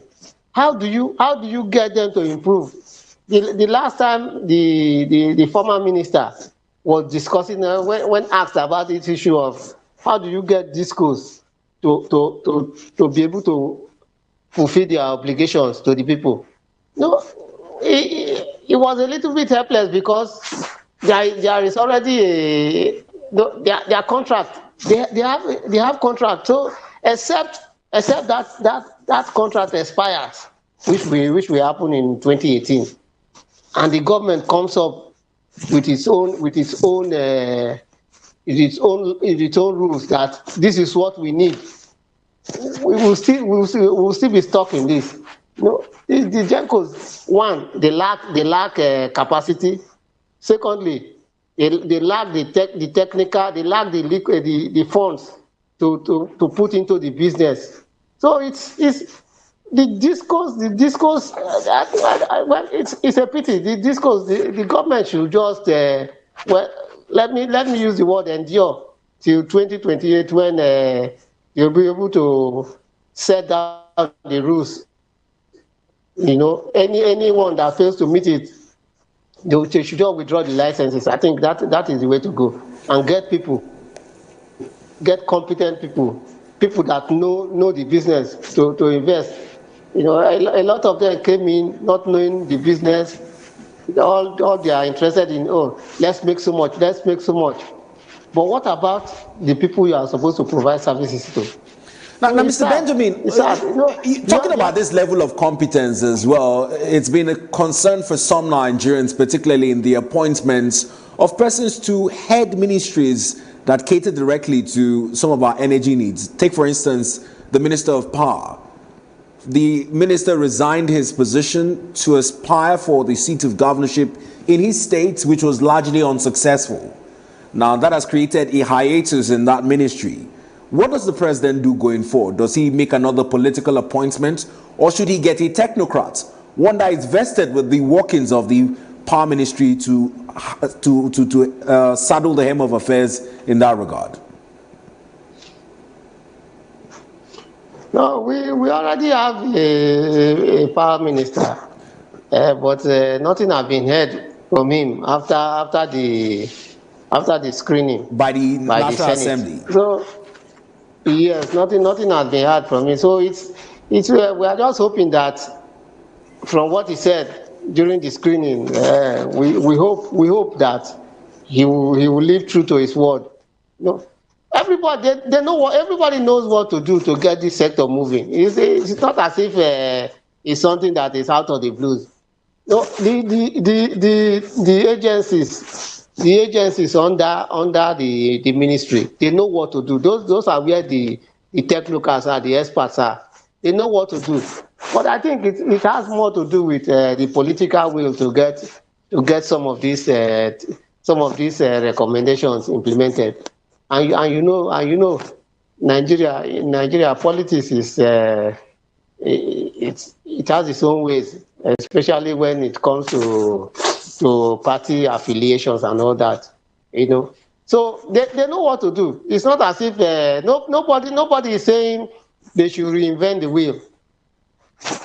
There are a million and one recommendations already on the table of the Ministry of Power. So it's not something new. All they need is just, okay, let us do this, let us get this done. It's not rocket science fixing the power sector. It's not rocket science. Now, in the alternative, whilst we're waiting for 2028, which is one of the alternatives you suggested, news is that manufacturers have expended over 1.34 trillion naira in 2 years on alternative energy, which has also been shifted to the consumers in terms of a hike in the price of commodities. And if you recall, last year, the Manufacturers Association was also lamenting the humongous amount of unsold in warehouses in the country. How much of this is a challenge, considering the advocacy to shift Nigeria from a largely consumption economy to a manufacturing economy? Well, you know that if we are not producing, then whatever we are saying can't work. You know, development is all about production, and production can only work when the power sector is working. So that is where the real challenge is. How do you move from consumption to production? You need power, and without power, how do companies make profits? Like I earlier said, some of them spend up to 60% profit on alternative power generation. So definitely, you know how it is. Simple economics. The body will shift to the consumers, and that is why you see that goods produced locally the prices are always higher than what is imported. It's just simple economics. So until we fix the power sector, this issue of the real sector, the manufacturers, working, improving Nigeria's growth, it cannot work. The power sector has to work. The power sector has to work. Without that, we are just we are going around in circles. These things are, like I said, it's not rocket science making the power sector work. It's not rocket science. It can be done. It can be achievable. People have done it. So why can't Nigeria do it? Now, Mr. Ben, I also kind of read between the lines in your last comments talking about real sector growth. Our rebased GDP too has also come under some scrutiny, with the figures banded by the NBS. Now, whilst we talk about recording 3.4% growth in our GDP, when you look at the key sectors contributing to this growth, is it of concern that it is mainly the service sector that continues to drive this growth? Yes, it is of concern. It is of concern, and anybody that understands the economy, if you talk with experts, even the manufacturer itself, they know. Even the MPS knows that it's a concern. No country thrives on services. No country. Look at all the leading economies worldwide. It's manufacturing that is driving good. Yes, services also, but mainly manufacturing, and that is where you create jobs. That is where you create jobs. And the truth is, the manufacturing sector has to work. Yes, the GDP is growing, but is it inclusive? I think that's the question you should ask. It is not. Because yes, it is growing, but when you look at the number of unemployed people, the figure is still high. So the manufacturing sector is the key. Is the key to inclusive growth, not just the issue of increased GDP or that. The manufacturing sector needs to work. Let's also come to a key aspect of business survival, which is on the availability of capital. Because at the start of this year, the federal government had promised Nigerians that it would put a cap on domestic borrowing henceforth, so that it would allow for access to capital by the SME sectors who need these monies. However, in a ton of events, it seems as though that policy has somersaulted. Borrowing now encompasses both foreign and domestic borrowing. In terms of business survival and the availability of capital, what do you make of this challenge as posed by the government that is still borrowing from domestic sources as against the availability of these monies for other businesses? Yeah, it's not good. Government, the way it is, government is crowding out private sector for access to fund, and it's a challenge in itself.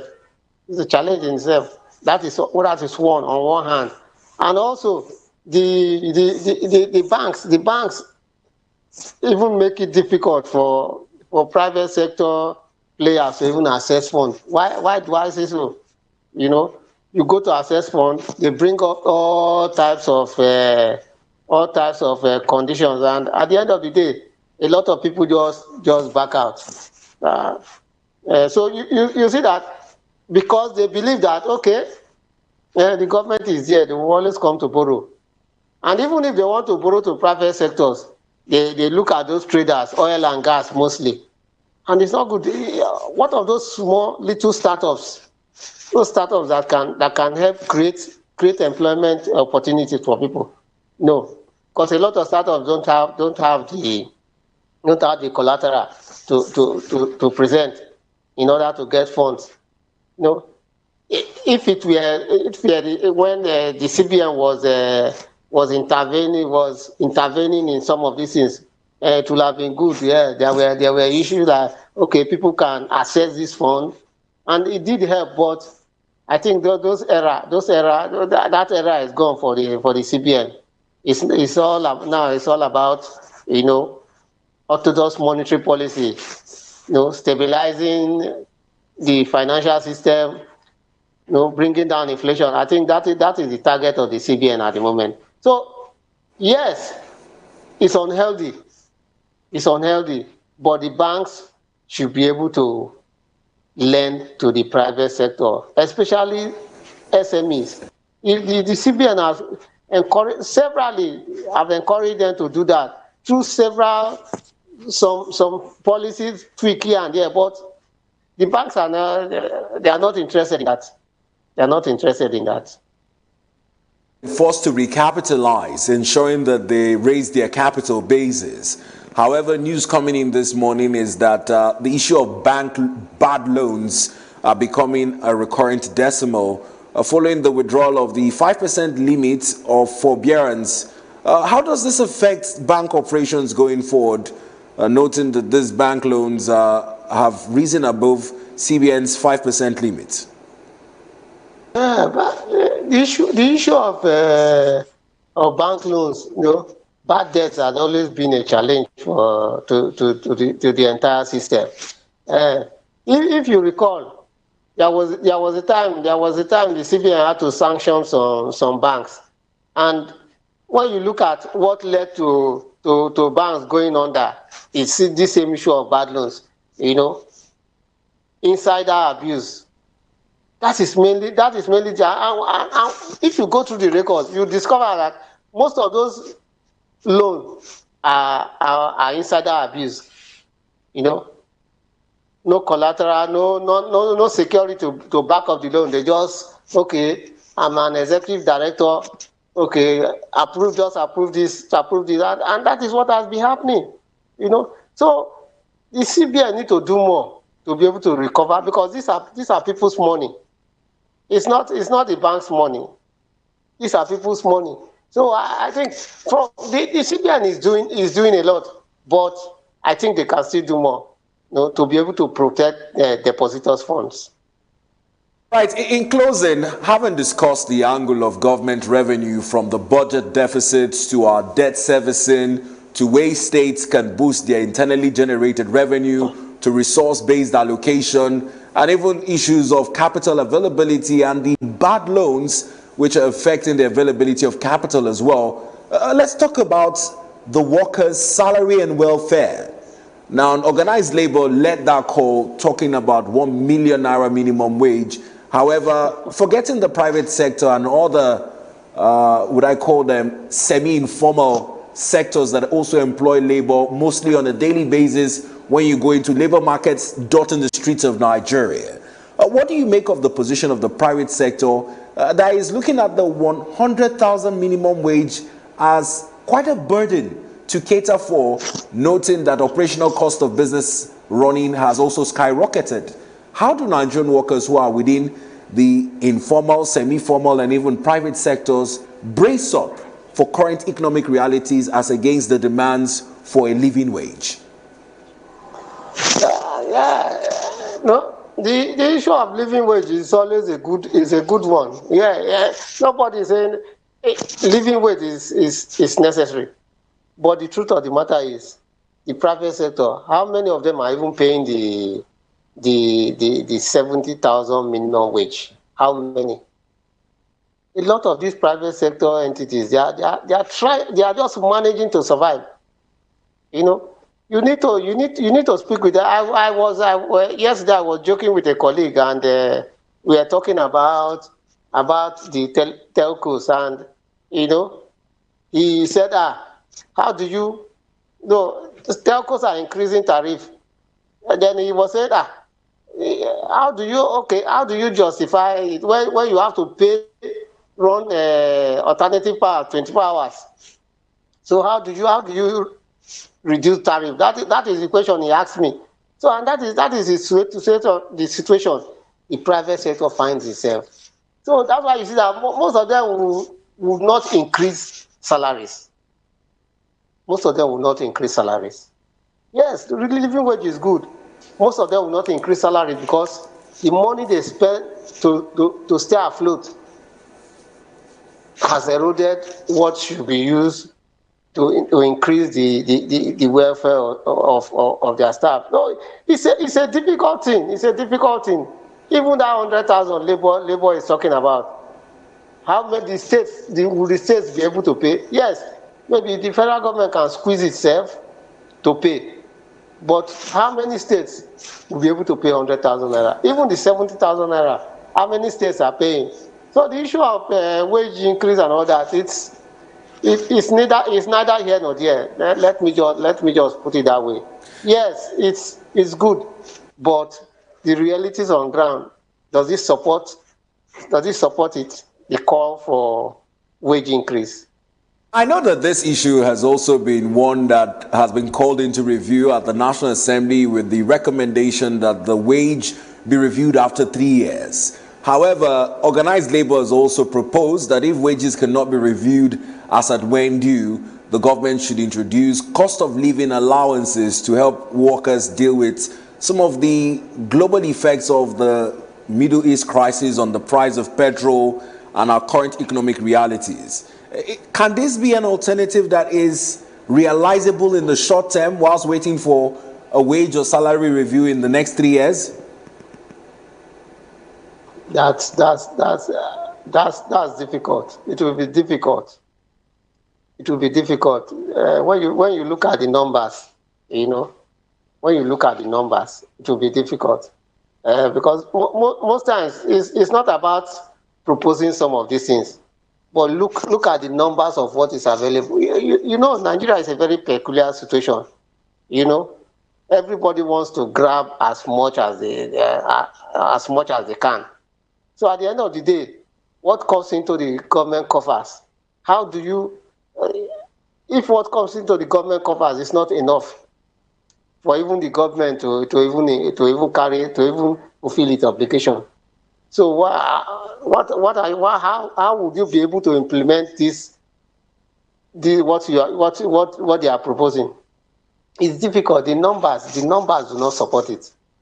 A lot of people say, what is this man saying? Is he not a Nigerian? But the reality is that yes, these issues it's always coming up with each successive administration. During Jonathan's time, this same issue came up. During Buhari's time, this same issue came up.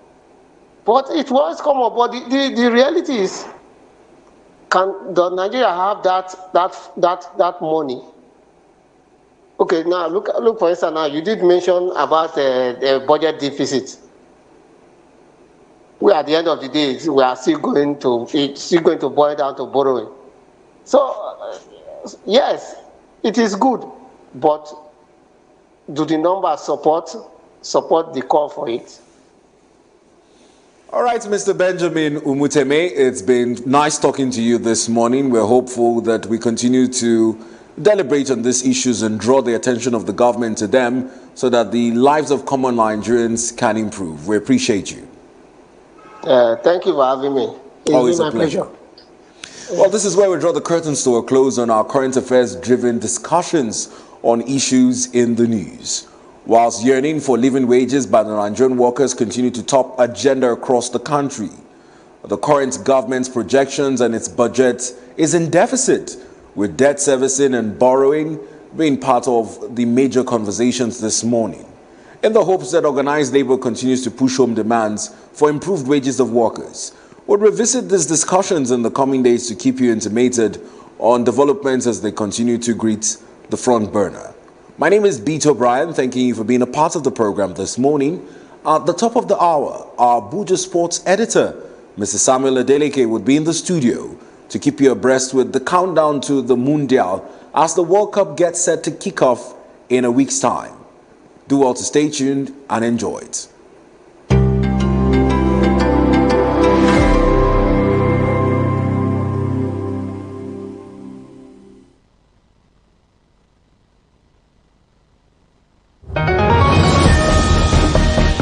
Step into the heartbeat of the world where news meets real talk.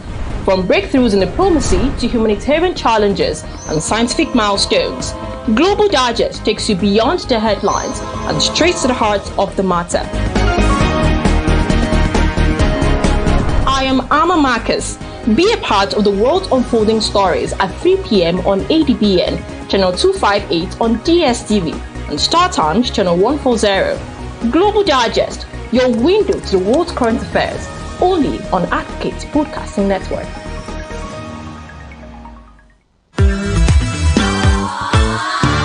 For your news on the go, ADBN is everywhere you are. Stay connected with us across all our social media and streaming platforms for exclusive news updates, captivating stories, and more.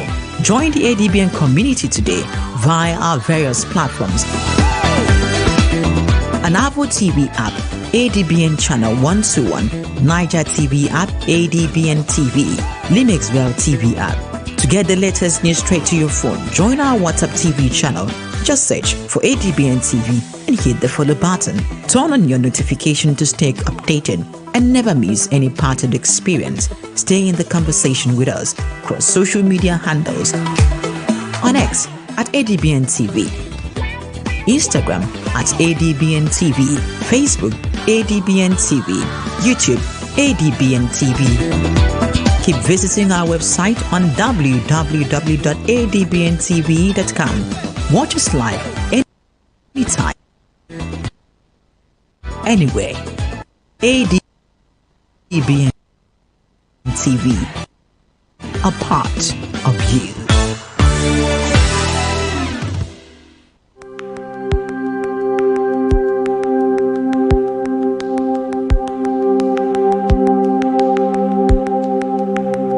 Welcome to the Niger Delta, a region of incredible beauty and stark contrast. From its breathtaking landscapes to its rich cultural heritage, this is a place where history and modernity collide.